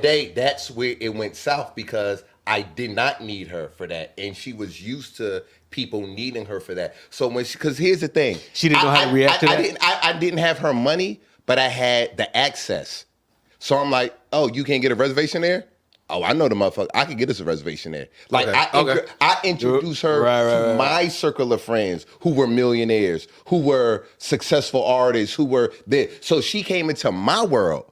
I was like, oh, that ain't nothing but a little bit of fish. That ain't nothing but a little bit of fish. Yeah, I took it to the hood. It was like, what's it called, Trey? Yeah. A little bit of fish. Hey, everybody know I always mold my life after a character from a movie. Nigga, I was D from Thin Line Between Love and Hate, minus the falling out the window in the swimming pool. But she was like, oh shit, he don't really need me for nothing. He's moving on. I never drove her cars. I stayed in my Honda. And I was like, yo. I would have drove her car. Yeah, I only drove her car when she was with me. See? You know why? Because even like people like Naeem was like, nigga, you bugging. I'll pull up to the Laugh Factory in her Rolls Royce. I said, why? Yeah. I said, so when we break up, I'm gonna go back to the Honda? I said, I can't be. I could have kept the Rolls Royce. She wouldn't have paid for it. I said, I can never be that dude. Right. You know what I'm saying? So that's why there's a logic. I carried it the way I carried it. What's the logic? What he just said, like, why would I show up in her whip and if we break up, I got to go back to my Honda? Yeah. I made her get accustomed to being in my Honda. Because you could have had a contract. So by that same logic, why not go back to your apartment? Why stay in her 5-bedroom house? You said you kept it, right? I gave up the apartment. He had to stack. I gave up the 2-bedroom when I moved into her place. And plus, he was the property manager. Oh, thank you, Torrei. That nigga was the pool boy. He wasn't the property manager. He was the pool boy. He had a job. He was Julio. It's an extreme case, but in my assessment, you're telling me new information. So okay, I didn't know you did all that shit. Fact. Okay, yeah, but that's the reason why he said this is the part of the story I never told y'all before.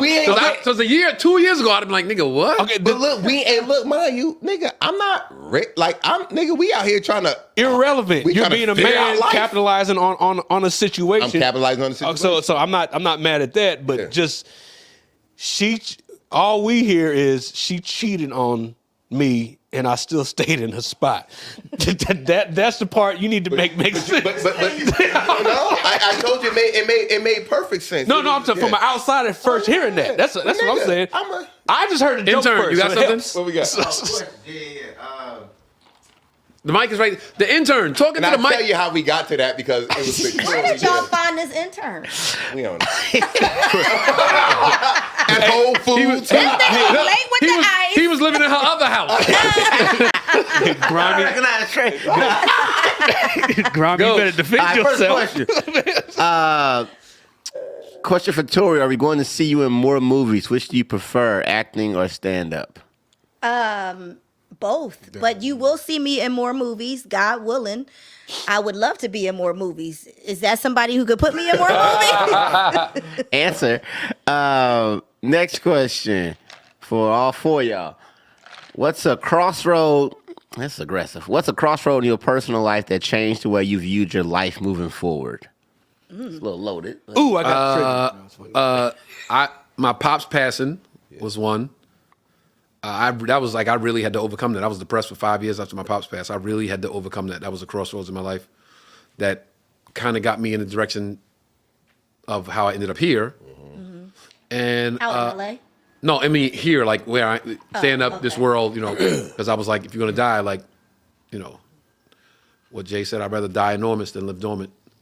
So it was like, all right, if you're gonna die at the end, we ain't gonna just get by. We gonna fucking live. Right, right. And that's when I turned this way. Right. That's one. Another crossroad, probably my son being born. Charleston changed everything. Charleston changed the whole world. Tony's actually sensitive. I'm a Cancer, nigga. I'm the most sensitive. But I'm the most sensitive. That rum I punch never get knew. work fast. That rum punch working I'm the fast. most sensitive. I would say for me, the crossroad, The crossword puzzle? yeah, the crossword puzzle I was working on. It would probably be the turning point when I figured out everything was going to be all right after, while I was going through a divorce. Right. My attitude first was a little jacked up. I didn't know what to think, but something happened to where it made me say, okay, everything's going to be all right. Which was, I did the laugh track show. All right, so it's like, oh, here's the paper served, and then next day, hey, would you like to be on this show? Oh, shit. So that made it seem like, all right, it's cool, just do whatever you have to do and then keep on moving forward. So that was probably the crossroads. It's about it's all about your attitude when you come up to adversity. Gotcha. Yeah. T. Damn, that's a good one. We'll come back to that. Go ahead. For me, the same. I mean, going through divorce, getting publicly scrutinized, people just was coming down on me hard. But I just chose to just not let anything affect me. And literally, like you said, I got offered a show. I ended up moving to Atlanta for a little bit, got a TV show, and just was like, okay, God, whatever you got for me, I'm going to go for it and just go full throttle. And that's, I would probably say, is a turning point. I mean, I have turning points all the damn time. Yeah. Like, you know what's funny? it's like- I was going to say, like, nigga, I can tell you 10 turning points. My life is a turning point. Yeah. I was gonna say that. had a turning point last week. Yeah. I mean, my life is always some shit going on in my life. It's I get just, it. That's the beauty of it, though. I The had beauty of one it. last night. The beauty of it. The beauty of this life is like, yo, this shit ain't set in stone. Ain't no manual. Yeah. It's like Right. tomorrow might be way worse than today, but tomorrow might be way better. The next day might be way better. we go through a lot. You got to be able to just be like, yo, this is what it is. That's why you got to wake up. Yeah. Like, no, I'm not saying I have all the answers, but I wake up every day, starting since I had my breakthrough. Right. I wake up every day like, yo, today is, once I wake up, Right. this is the start of the day. Everything that happened negatively and positively yesterday is what it was. Yeah. We go from here forward. I'm not dragging no bullshit from yesterday into today, because then I Yeah. fucked today up. Yeah. And I just got here. Don't think I'm like on But some. how did you? Okay, because here's the thing, Tony. So, because like I've done ayahuasca. I'm trying to get Trey to do it. We gonna do it. He said, we gonna do it. We gonna do You it. know, I took that journey. Do you know what ayahuasca No. is? Okay, so ayahuasca is like this, is like a tea from Peru. And you like, most people go to the jungle and take it, and then you have this big awakening and it just enlightenment. And, you know, I did it out here in Hidden Hills. Somebody, you know, had a ceremony. Oh, you gotta go outside. You can't do this shit in your living room. Retreat. You can't do Like, it. fuck You it. can't do it. Yeah, I mean, you can- can't do it in your living room. You gotta go. Well, you can, but you know, do it in you're supposed to do it, in nature. It's like an awakening, and you know, I did that. And, Chakras and shit. Yeah, chakras, all of that stuff. You know what I mean? So, Okay. So when you had your awakening, were you on shrooms? Was it just God? What was it? Did you? I will tell you exactly where I was. Okay, I was in the Eventi Hotel, Eventi. on 6th Avenue, Manhattan, and 30th. Okay, That's where I stay when I'm in New York City. If I don't stay at my mom's crib. right. Did the shows that night. I'm laying in the hotel by myself. My baby's not there. So I'm thinking about my kid. My kid's heavily on my mind when I'm not around him, because I don't know, And I'm laying in the bed, and I'm looking up, and the Empire State Building is right out my window. Okay, And it's royal blue that night, because I think it was like the Mets was going to the playoffs or some shit, so they made it royal blue. Royal blue, my favorite color. okay. So I'm just laying in bed like this, just looking at the Empire State Building. And this shit I just zoned the fuck out and started like, and without telling the whole story, so me and my moms have had tension in the past when I was younger.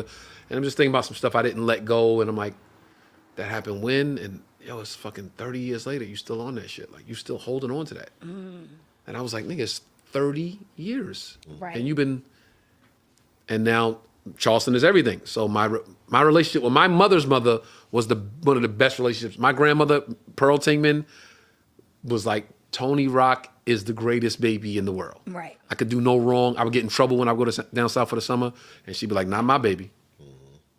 So I want Charleston to have that relationship with his grandmother, who is my mother. Right. In order for that to happen, I have to fix all my shit with my mom's. I can't be in the way of Charleston's relationship. Like, nigga, this ain't got nothing to do with you now. This is him and her. And you can't fuck that up. So that's when I realized, like, yo, okay, so tomorrow when we wake up, everything that you had, every issue you had with anybody, niggas on the block that owe me money, niggas I had beef with from Bed-Stuy back in the day, on some street shit that I'm way past. I'm like, why are you even holding on to that shit? Still holding on to stuff? I'm a cancer. Damn. Cancer. I don't let shit go. Kevin's a cancer. I don't let shit go. So he will tell you, if you my friend to the day I die. If you my enemy to the day I die. You can't go from one side to the other. You cannot go from this side to that side. You could fuck up and I'll be like, damn, bro, you disappointed me. But you can't go enemy. And if you enemy, you can never go friend. Right. So I'm like, tomorrow when I wake up is a new day. And I said that I was like, everything going forward is fuck everything from the past. Like, I called my brother Brian. My brother Brian, he and I are very close. And I'm like, B, I just had a breakthrough. And this is like over the course of hours. It didn't happen like this. And I called B, woke that motherfucker up in the middle of the night. Yo, I just had a breakthrough. And he's like, oh shit, what's up? I'm listening. And I'm like, yo, I've been waking up every day, grabbing a bag of shit, like a garbage bag full of shit, throwing it over my shoulder and walking into the new day. Right. Yeah. So I'm taking all that shit into the new day every day. And I can't keep doing that because I'm fucking that day up. I'm not even giving that day a chance to be great. Now, keep in mind, I told my brother Brian, yo, I'm Tony Rock. I've had amazing days. Right. I've had unbelievable blow your mind, I wish I was that nigga days. Right. But imagine how much better it would have been if I wasn't holding on to this shit. You know what I'm saying? So I was like, tomorrow we letting this shit go. Everybody good. All the niggas I wanted to kill, niggas owe me money. Yo, we good. I done made that money back a million times. I made $1 million a million times. Like, you know what I'm saying? That's good. Everything good.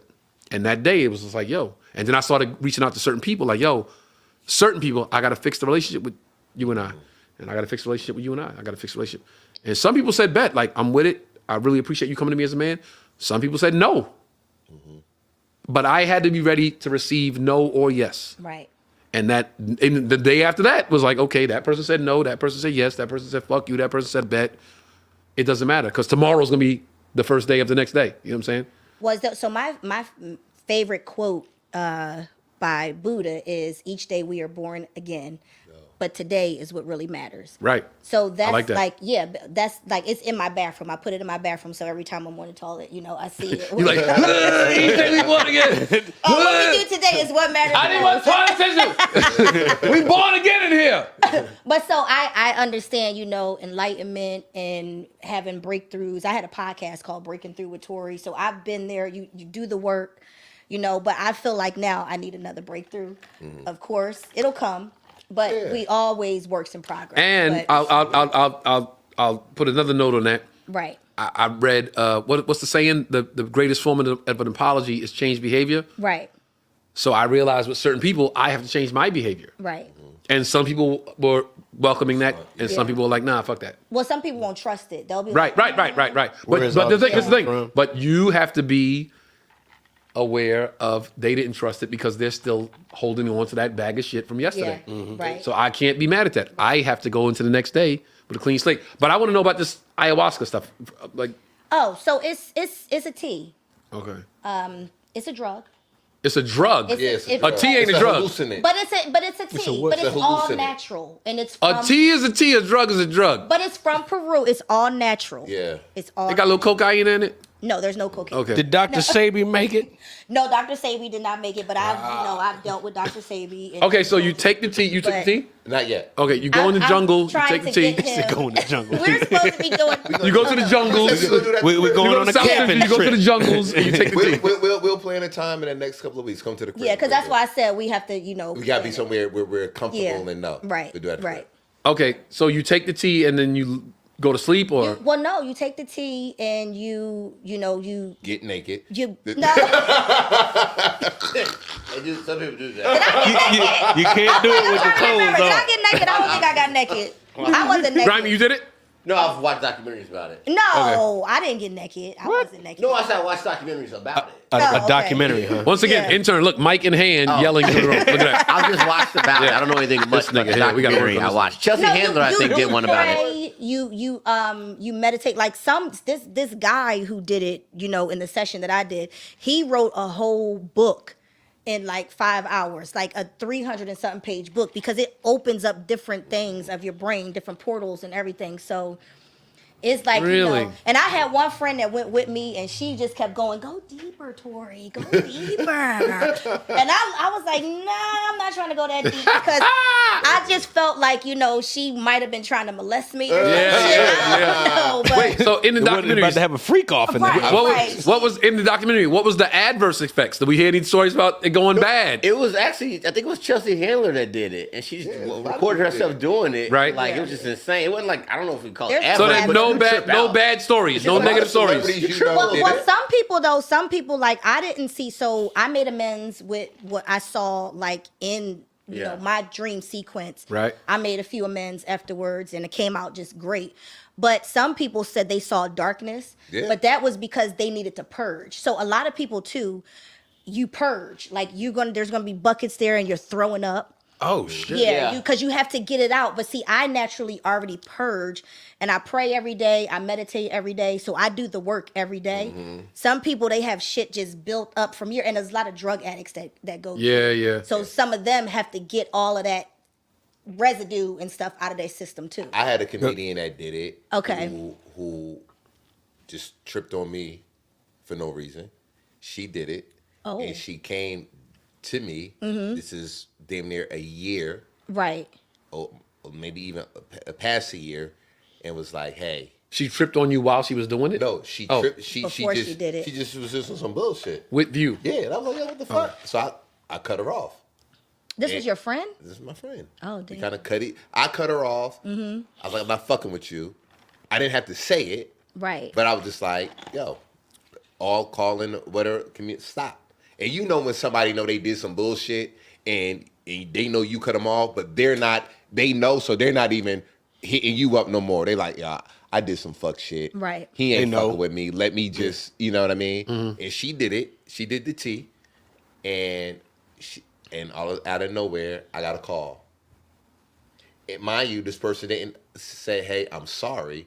Like you said, sometimes you have to be okay, but without getting Sometimes in life you have to accept an apology you were not given. exactly. Right. That's another thing that came to me that But I night. knew she took that T, and I know that was one of the things. It was like you have to mend relationships of people that never did anything to you. Right. And I was one of those, people. You know what I mean? And I want to do it because, to be honest, we talking about trauma.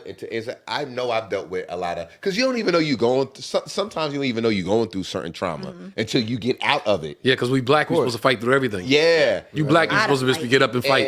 And to be you might not even know it. openly Yeah. transparent, right now, at this point in time in my life, I'm going through a lot mentally. I'm just fighting every day to stay balanced. Right. But nigga, I'm like, out of 24 hours in a day, I'm not myself. Maybe 15 hours because yo, I just lost my sister. Yeah. Who was my my first best friend. I lost two of my best friends, my brothers from another mother. So I'm really here. off. I'm really off balance. Yeah. I've been like that for a while, and I know I'm walking. Right. But I'm like, yo, I'm not walking right. I'm not walking straight. Like I could pass a DUI test. But I'm like, I could pass a DUI. but I could Don't tell. have to take the test. Yeah. It's just like, but I could tell that I'm off a little bit. Right. Like sometimes I'm kind of just like, You got a question, intern? yeah, I'm there, but I'm not there. You dealing with loss? Do you think time is going to fix that? Yes. Okay. Time and it got to be time. Okay. And me just being open enough to continue to talk about it. See, that's one good thing about me, because I know when me and Tone talk, share some things, and how you say you were down for 5 years without once Pops passed. You at that point in time you wasn't doing comedy, Right. So you didn't really have an outlet. at Right, that. You know what I'm saying? Right. So and then family, you lose a family member. Family just start fucking wilding. Like, yo, why are they not talking no more? Why are they beefing and all? Yeah. So now you can't even make sense of anything. You're like, what the fuck? I thought they was. Wait, why are my uncles fighting? What the fuck is going? Yeah. You just like, yo, hold up. because they're going Sometimes through they their were- own shit. Yeah, Right, And sometimes right, that person you lose, right. that's the thing that was holding people together. Or Even to this apart. day, like to this day, when people will try to remind me of something from the past, like remember the time we did this and it was like 2000, whatever. I'm like, bro, you can't tell me the year because my years is I can't remember years So that's a defense mechanism. because I was gone for 5 Protect years. So yourself. they're like, yo, in 2002 he was doing it. I'm like, shit, I don't think I was gone for 5 years. I don't remember. I'm that same way. Like, I don't remember a lot of stuff that I went through, and like people be bringing stuff up, and I'd be like, yeah, sorry. Yeah, I don't remember to pick back up. Like it literally was like my childhood, Right. my pops passing, and then I remember starting comedy. Right? Mm-hmm. That's 91 to 98. Yeah. Yeah. You tell me some shit I did in 95. I'm like this. I was there, really? I don't. Oh Yeah. shit. Yeah, I believe it. Yeah, I believe Tony, it. I thought that was just me. That's real. That's Why Why that they- is? Son, I remember my pops passing. I remember starting Yeah, 91 to 98. It's something, I don't know what that is. When my dad died in 2018, people would tell me about that year, and I'm like, wow. And it was only a year, but it was just that Yo, 1 year. they tell me good shit. I'm like, I was there. I was Look, I there. graduated. Are there any pictures? Are there any videos? I had a cap and a gown. Wait, I got an older son in Charleston. I graduated high school. I went to the prom. But that's so fucking real though, because now I really have to. I mean, I shared a story with you. I was like, yo, something happened. I was like, yo, I don't even remember. Like, I can see myself like being in that state now sometimes where I'm like, my mind kind of goes. I can't even remember what I did like 2 weeks prior. I'm just like, my mind is, and I have to consciously try to fine tune it and say, all right, Trey, just try to be present. So I want to do that. I want to do the T because I feel like there's something It's gonna bring in there that's just like, nigga, your grandfather died when you was 3. That was your first best friend. You know what I mean? Your dad left when you was 3. You know what I mean? It's so much shit that's going on that I'm like, man, if I take that, it's kind of scary because It's too scary for me. Man. It's just like I be like people say. said- I've had comics like, yo, you should try shrooms, man. You a deep thinking motherfucker. You should try shrooms. I don't want to do nothing that's gonna be like that nigga was never the same since that day. And it won't be shrooms, Tony. Yo, broke himself. The nigga just you see me walking down Sunset like Nigga, it won't be shrooms. the nigga did that ayahuasca. That nigga never the same since. like Now listen, Boone you Shakalaka. gotta stay away from heroin if that's what you're talking. Okay, but not shrooms. Smack. They got that smack. I just came back from Coachella and did some shrooms and shit. So I'm just saying, you'll be fine. What about that purge thing that you were talking about? You gotta have a bucket. Like, Oh yeah, because like- you're throwing up. Okay, so purge. I thought that was like a philosophical. You gotta get rid of this. And No, get it's rid, okay. purging. Because your that body. tea is gonna bring up, and then the shamans are there, and it's like the gatekeepers. the shaman. The shamans. Yeah, they're shamans. Nah. Is that the Yeah. one that's going? Hey, make sure you go No, deeper. that was my friend. What do the shamans do?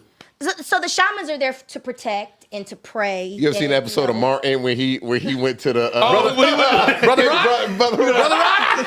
He gonna have Those are the half shamans. afro, half locks. It's just I'm glad I did it. I mean, I'll try. I mean, I won't try heroin and shit like that. But when it's stuff that can enlighten Yeah. you, I'm open to all types of. We drink liquor every day, so tea should. Can we read ourselves Should be into a problem. Tori, enlightenment? what do Can we mushrooms read do? ourselves Huh? into What enlightenment? did mushrooms do for you? Oh, mushrooms. I had plenty of trips off mushrooms. I mean, I done saw the grid. We live in a grid, right? Mm-hmm. So there's a grid. So that was one moment where I was just like, oh shit. Oh, you saw the Matrix. Yeah. Oh shit. Yeah, I saw that. I was like, Is that what that is? I hear a lot shit. about mushrooms. I see it right now. I've seen the Matrix. No, I've never seen the Matrix, but I saw the click. Like remember in the movie The Matrix when the cat was like this and then the cat did like that? He was like, hey, that cat just moved, and the guy was like, when, where? And they knew that was a glitch in the Matrix. Yeah. Oh, yeah. I've seen the Deja glitch in the Matrix vu. several Oh, times. okay. Really? I've seen man. Somebody put something in your drink. I've seen like a motherfucker walk past and do this, like be in the airport, and the guy was like, and I'm like, oh shit, yo. Now in the Matrix, that was a glitch. Right. Like, I seen stuff that made me like, wait a minute, So do you guys believe in reptilians?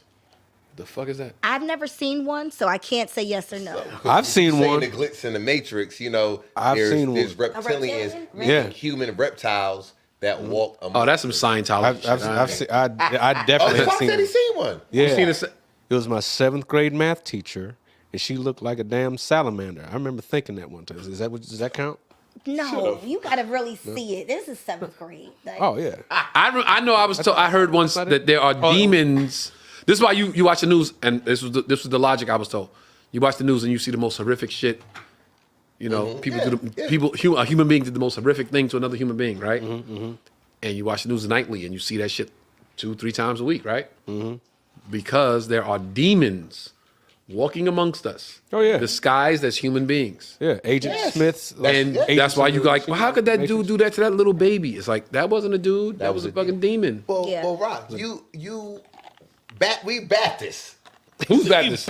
Like you ain't I ain't no Baptist. But your grandfather was a preacher, right? I But he's him. Baptist church, right? don't even know. I don't even know if it was Baptist. But continue. Because I don't know what denomination it was. But my point is, He was a sidewalk preacher. in a black church, I don't care if you're sidewalk, anybody that got a Bible and it's like, and the Lord said. My grandmother always used to say, yeah, at the revival, The a revival? demon I came stayed out of at somebody. revivals and shut-ins. A demon came out. Somebody had a demon in them, and they would be shouting and start foaming at the mouth. And I've heard that before. I've heard But somebody. that's real. I've heard them say, somebody was demon possessed. Like a kid to be bad, like a little kid to be just bad as shit, and they be like, he got a demon. But in I've him. casted a demon out before. So really? no, it's very real. Talk to us. Yeah, it's very real. I casted out a demon? No, I have. Prayer. Okay, so y'all have to understand. Like so my grandmother was a minister. She started a church. I grew up in the church, so I was always in the church. I was always in revivals. I was always in. Probably why I'm such a Rebel T now. Like my nickname Rebel T, because it was a lot growing up. But I seen the demon come out, like his breath. He was just like. And so it was just like, he said, that wasn't me. I wasn't there. And I was like, yeah, no, something just came out of you. But me. You saw the breath come out I his mouth. saw when it released. And he just was like, he released it. And it's just like, you could see his whole body shake and it released. Wow. Yeah. So, no, it's very, very real. Wow. Yeah. My grandma used to have the craziest story. So was jumping over the chairs, and that was a demon coming out of. But that's right when there, you're in Grammy. Yeah. tune. You have to really be in tune. Like, so also when I went through my divorce, I didn't drink for 3 years. I remember that. Yeah. That was boring, Torrei. But that was Torrei that was so in tune with God. Like I would love that to part, get though. I was so in tune with God that anything I could see differently, that my vision was more clearer. I mean, but that took the work. I was tapped in with the Creator. I would pray for an hour a day. And just stay tapped in. That was my routine. Wake up, pray, stay tapped in. So many positive things happened during that moment. I wish I could get back to there. I'm trying, but I'm kind of. She got So Captain stop Kirk. drinking. Stop drinking. That damn Captain Kirk. That Captain Kirk. She made her fall off the wagon. Trey. That's messed up. I was But see, here's the thing. Whenever you meet somebody and we drink and have a good time, and like, I don't drink no more. You're like, this motherfucker. You save money. Yeah. But I had a lot of positive stuff happen. I got a friend. One of my best friends in the whole world lives in Vegas now. My man Butch Bradley. Butch. Me and Butch used to have Shout a out good to time. Butch. Bush don't drink no more, but he won't tell me that. I'll go to Vegas like, yo, what's good? You must. They have the whole setup at the club. You know what I'm saying? The green room. Yo, I'm good, bro. I'm good. I'm like, I don't think Bush drink anymore. But he won't tell me that. 'Cause he normally be like, yo, what the fuck's going on with you? Yeah. But I go weeks without drinking. It's not a big deal. But I just like when I'm in Vegas, like, yo, just got off stage, like, yo, Butch. Nah, I'm good, bro. I'm good. You was great tonight, man. I'm gonna go. I'm like, this ain't the same, cat. What happened? I can't imagine you not drink, because one of your favorite jokes is the joke about alcohol. Yeah. That joke right there, Yeah. every time I hear it, I just. Oh, thank you, Torrei. Yeah, no. So I can't even imagine. I mean, you would have to come up with something. And you want to hear something crazy? I didn't start drinking until I was like 28 years old. Really? Yeah. Really? Yeah. I know people like that who said they didn't start drinking. Because That's naive. I was into I was sports. about to say. I was into sports college. crazy when I was young. Right, And right. when I was young, sports was everything. And you Right. can't play Yeah. at the level you want to play if you inebriated. So I never drank. And not until I started doing comedy years later. Right. I'm on stage and it's like, table full of chicks. Oh, it's her birthday. Let's do a shot. And they would send me a shot to the stage, and I would just take it and put it down. But at a comedy club, you put the shot down. No, drink it. Right. Drink. I'm like, you can't tell a room of people like, I don't drink, guys. That's Right. boo. I'm an athlete.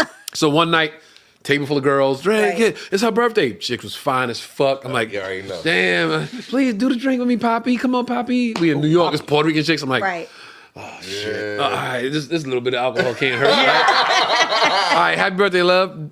Dong, nigga. That was my ayahuasca. I saw the fucking vision. Like, nigga, you gonna be famous, bitches, money, all that Right. shit, cars, nigga, Corvette, and your dick work, all that. He said, money, car, my dick work. Yeah. She said, if you buy a Corvette, your dick don't work. That's okay. Oh, you was watching. I watched that. But your ass was still late.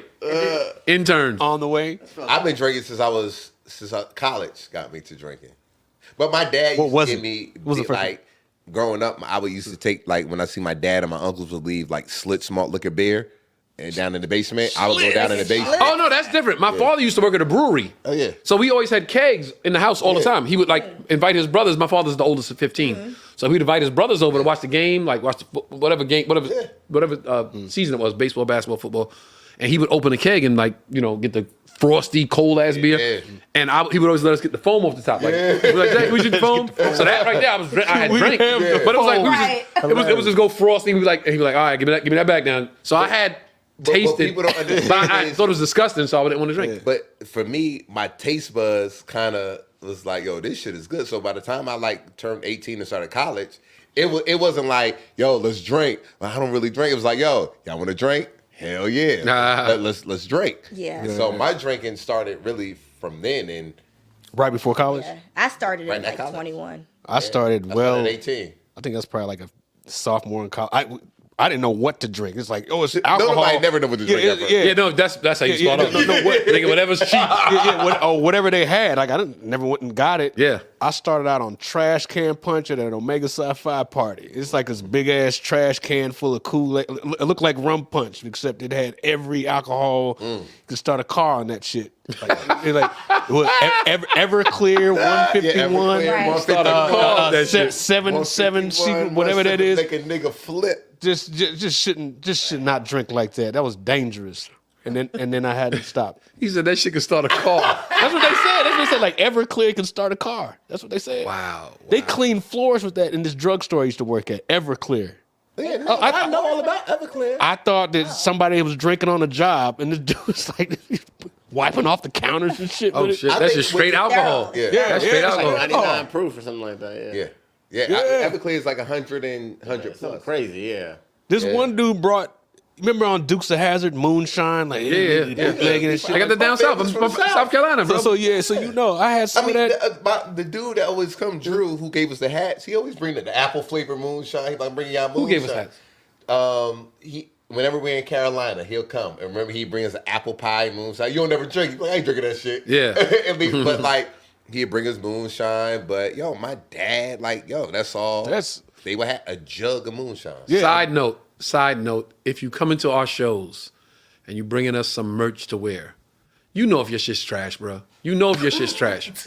Some cat came. I'm not gonna say what city. I'm not gonna say which one of these guys was with me, because then that person might know who he is. But yo, he brought some merch, and one of the guys who was with me on the show was like, "Yo, homie gave us some merch to wear," and I was like, "I'll check it out, bro. You know your shit trash.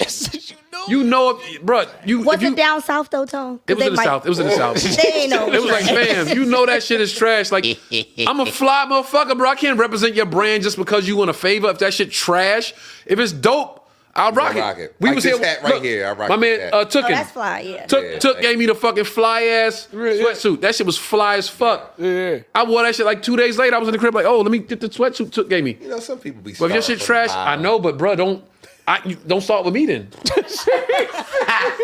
Don't start with me. You know, come on, that shit's open mic night to get that shit. Somebody to rock that shit. Right. Open mic But I night just remember fashion. because you said more merch, so I just want to get that out there because I be forgetting to say stuff every week. I be like, I forgot to say that. Got to say that. If your merch is trash, I want to help you. You can take a picture of it with me at the show and I'll post it. I'll repost it. But I'm not wearing your shit out in the street, bro. If it's trash, that's not a good representation of me. I have a brand, just like you have a brand. Yeah. So, just for future reference. Hey, it's facts. Everybody, I brought it to a halt. Hey, he got triggered. I Intern, said, you got how a question? dare you bring me trash merchandise? Oh, yeah. Okay, so let me rewind first. Kaiser asked the first question about the acting and stand-up. K9 had a question that K9. said, this guy.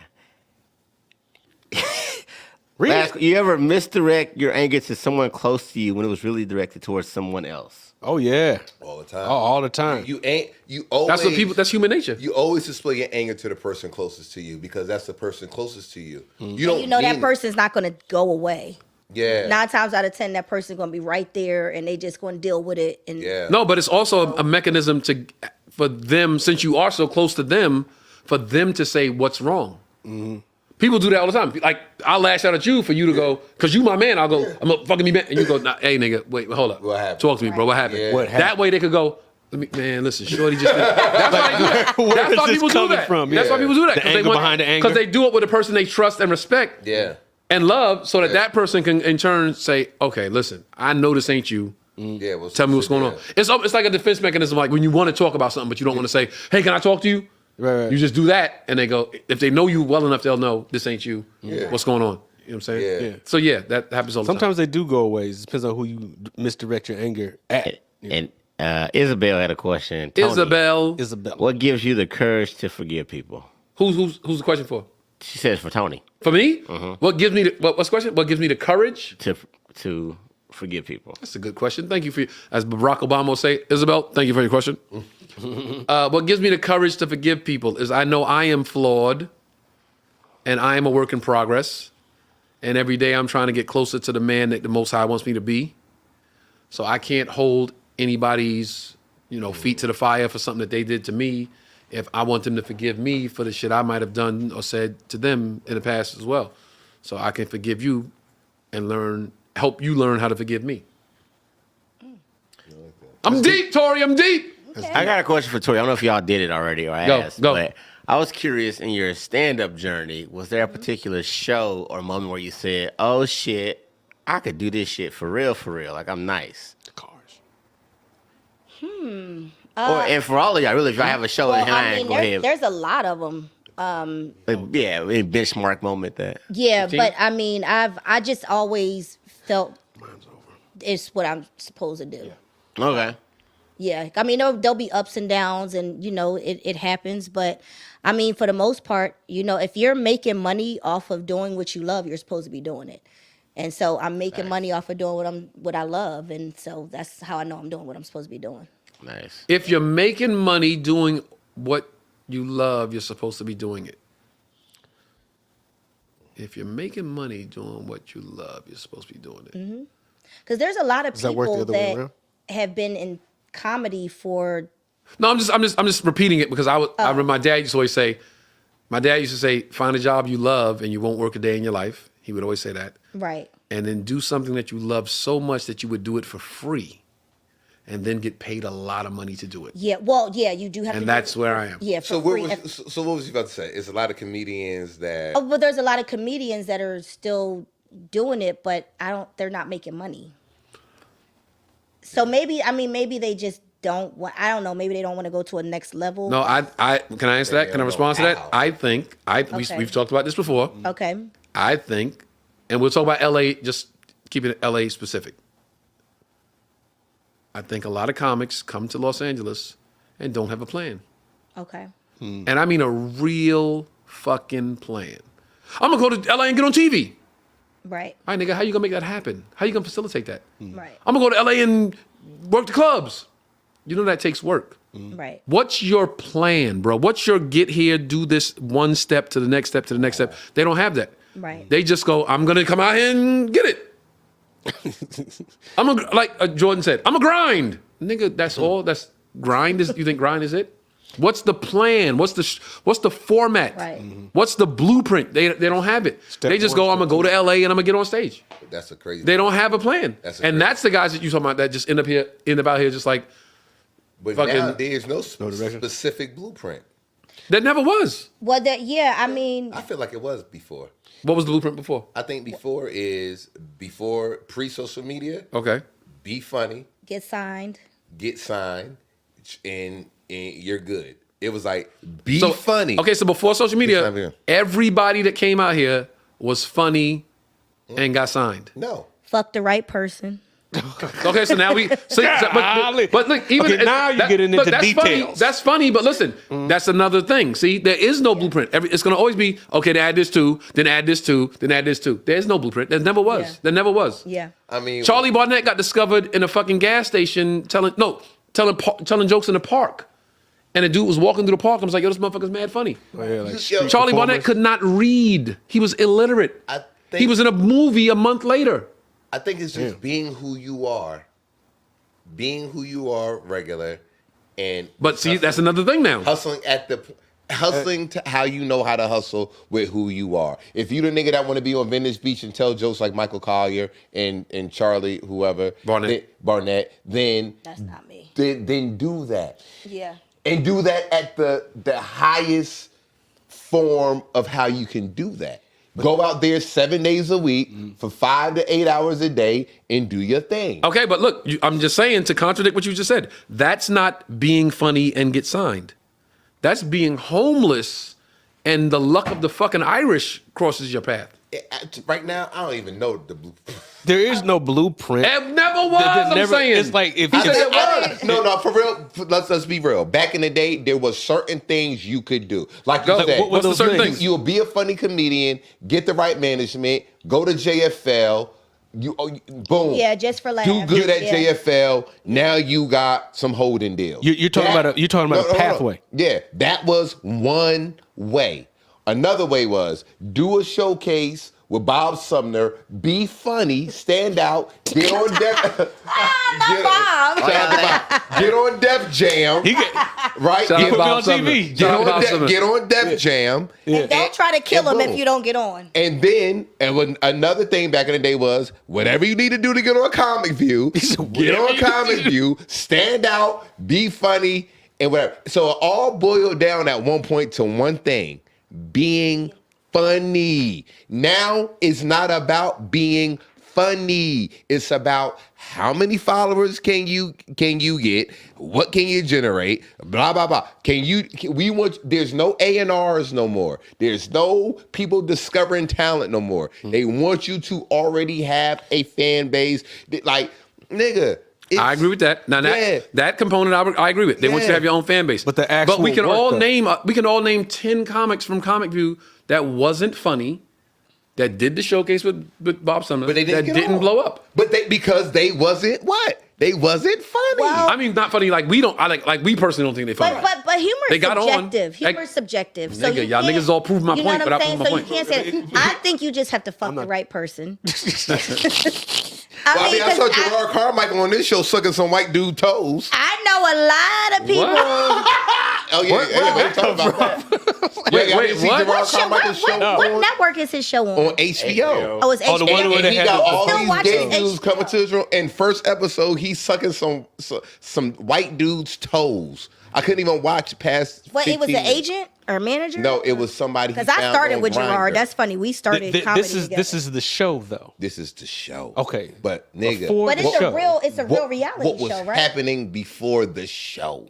Okay, but you're talking about specific things that you need.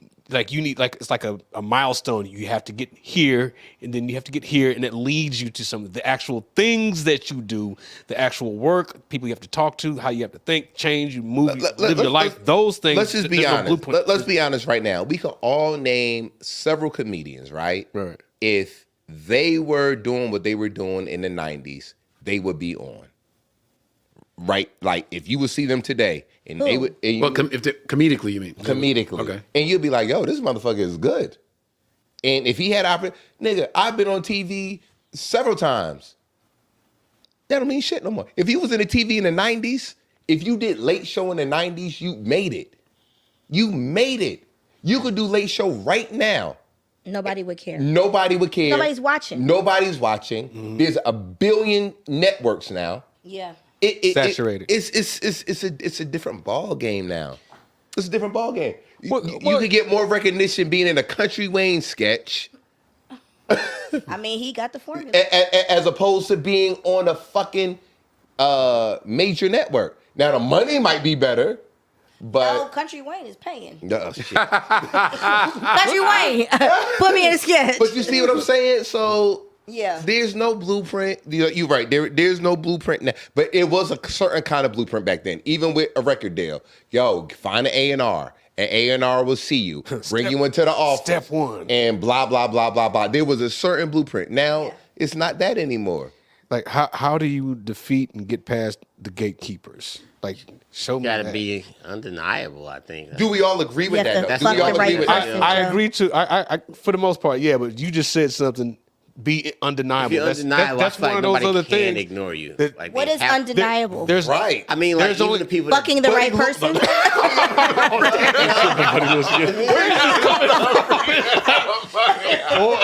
Be undeniable means that Be ready to toot it and boot it. Go. Go. Add a freak off. I know. What you say, Grabby? to me, undeniable means even if you don't like a motherfucker, you still say to yourself, "God damn that motherfucker!" Like they gotta get somebody I gotta like get paid Tori's off. I don't like him, Somebody but gotta get paid off I don't this like. I don't motherfucker. like him, but I see why motherfuckers fuck with him. Yeah, like I don't even. I fuck like with him, Tori's but question, that's though. What does undeniable mean? What is because everybody's because somebody. I don't think everybody's. No, because there's somebody like that loves somebody. Like everybody loves. I it's- agree. You know what I mean? But So you. undeniable, they always rise. Like they rise. I think unless something tragic happens to them, they will get to the point where everybody goes, "We'll get you your look." Like you'll get your look if you're undeniable. I think. Yeah. Undeniable At least at to the thing that showcase you or- do. Well, I think it's all At in the the thing that you do. cards. It's all in the cards for you. You know what God has for you. And here's another thing: we don't know what everybody wants in their brain. Like everybody. Oh, that's so doesn't true. want That's so it. true. Yeah. That's so true. Because we all think everybody wants this certain level of success. Everybody don't want that. Some people still want to stay under the radar. They want to cheat in peace. They don't want to have. You know what I'm saying? Big I thought you were Dig. talking about Yeah, Tory with the dig. Tory with the dig. Tory with the dig. No, I'm the one digging. I'm not digging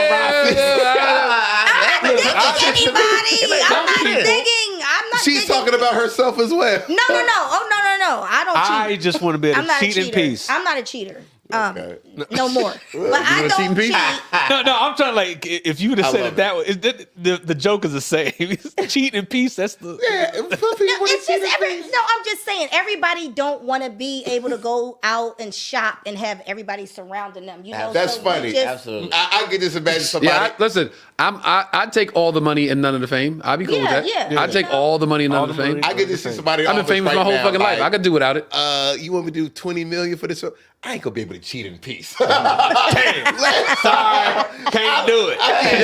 Yo, he got that cheating peace money. That nigga got that cheating peace money. I'll take 5. I don't need 20. I'll take 5. Give me 5. Over I 20 wanna years. cheat in I'll take peace. 5 for 20 years. Yo, it's so funny because I've seen motherfuckers cheating in peace. I've been places. Don't they look happy? I've been Don't they look places to happy? be like, I see you over there cheating in peace. Look, I've seen it, and I'll be like, cheating in peace. and they be thinking I'm gonna say something. I'm like, no, I ain't saying shit. Hey, we in peace. I ain't Ain't none of my telling you business. nothing. Ain't none of my business. Peaceful cheating sounds like a peaceful cheating sounds like a brochure. Like you want to cheat in peace. Cheating. Tori, let them know where you're gonna be at. Give me your social media. Tell them where they can find you, where they can come see you perform. Oh, okay. So social media is Torrei, Torrei, because people always mess up the spelling of my name. Hart. All social media platforms. And May 4th, you can catch me at the Miracle Theater in Inglewood for Netflix is a Joke. I'm excited to be doing. This is my first time performing at Netflix is a Joke Festival. Which show you doing? So I'm doing Gumbo Show. Okay. Nice, Yeah. nice. Yeah. So that Oh, is. shout out Gumbo. Yeah, shout out Gumbo. He So be I'm working. doing that show. Yes, Clark that's my Atlanta. dog. Yeah. He went to Clark? Yeah, he went- Oh, I didn't know that. Yeah, I went to Clark, so you know he was after me. Know that. Okay, yeah. So I'm on Gumbo Show. And Friday, I'm at the Comedy Chateau this Friday. And I got a new single out called Girl You Knew. We ain't even talk about the Download rapping. that. Shit. Listen, hold up. We'll jump into it real quick. Because Okay. I was in the call with Kedar one day. He was playing a song that you did with Okay. him. Y'all did a song together. Oh yeah, we in a group. Your mama or something? Or Yeah, what's your mama? where your mama at? Where your mama at? Yeah, I he got played- so here's the thing, me. Okay, so I got a song over here. Y'all got to come to the video shoot too. Me and Sugar Free are actually. Do y'all know who Sugar Free is? Yes, Of course. yes. Okay, so me and Sugar Free have a song together. We're actually releasing that song next month, and we're doing a video release party for it. June 2nd, I'm gonna send y'all all the details. Bet, And if bet, y'all are bet, in town, I bet. would love to have y'all come through. It's gonna be a movie. Sugar Free gonna have some of them hoes No, there? listen, Sugar Free has given me so much game and just inspired me and helped me a lot. So Okay. I appreciate it. He's actually somebody, shout out to Sugar Free, who believed in me and came on board. So thank you. Shout out Sugar Free. Yeah. You're free. We'll do the pimp episode and have Sugar Free on and see who the bigger pimp is, player. It's going to be Sugar Free. Shit, no it ain't. No it He ain't. ain't never was A living lie in don't get nobody's him tell house, paying 1,000 a month. You can catch me online, Joe Feezy, JoeFeezie. I think the next date on the Rock the Mic tour I'm on is May the 10th through the 12th in Bridgeport, Stretch Factory. Lit. Yo, it's your boy Trey Elliot. You already know me by now, man. Listen, the rum punch got me. I was supposed to be great. It's the quiet storm. Kurt, you did it again, Kurt. God dang it. Captain Kirk should make a I run had punch, two get your old punch. fashions before I got here. Listen, you can catch me Saturday in New York City at the City Winery with Tone Rock. I'm excited because this is going to be my first time being in New York with Tone. That's his home. He's been in my home several times. Yeah, So I yeah. finally get to go to his hometown with him, have a ball. Catch me there April 27th, City Winery. Happy birthday to my son, Bryce Tyree Person. You out there in the Bahamas living it up. He just told me to put his Cash App up. So if anybody with a Cash App, Put Bryce's Cash App right here. $B Tyree 24. Tyree is Tyree B Tyree 24. Right here. We got you, kid. He in the Bahamas with his girl. We got you, kid. He don't Look, need it, but happy if you want birthday, it. kid. We got you. And May 6th, I just found out that I will be opening up for the homie Earthquake at the Belasco Theater for Netflix's A Joke Festival. Hey. After me pounding on Facebook last week. Hey, man, it was a ball, man. Great conversation, man. So, yeah. All right. Y'all know my social media, everything right here. Netflix is a joke. I believe this is the third year they're doing the festival. The first 2 years I was not invited to perform in these. No, this is Second. longer than that, right? Year two. No, I think this is year 3. No, it's been longer than that. Okay, LA well, is another I LA don't care how many. tour. I don't care how many years it's been. I've never been invited to participate in the reindeer games. Right. And this year, See how they do us, Tone? but this year, I got the improv on Monday, I'm there. May 6th. May 6th. May 6th. Tony Rock, Jordan Rock, Joe Fox, Lit. and special guests, because I'm gonna put homies up if they stop by. Okay. Okay. May 6th, Improv Hollywood. May 7th, Laugh Factory, Ruby Tuesdays, Netflix is a Joke. So you get Tone Rock back-to-back nights, Netflix is a Joke Festival. They done fucked up and let me in. They didn't let me in last year or the year before, how many years before. They done fucked up and let me in this year. I'm about to show my ass, y'all. May 5th, 6th, 7th. 5th, 6th, 7th. Nice. And you been in. I go to New York City. I'm coming home this weekend. City Winery Saturday night, 2 shows. And then Sunday morning, I am on a plane, bright and early, headed to the Bahamas with my heir, with my heart, my child, Charleston Daniel Wesley Rock. We're going to the Bahamas to celebrate his 4th birthday.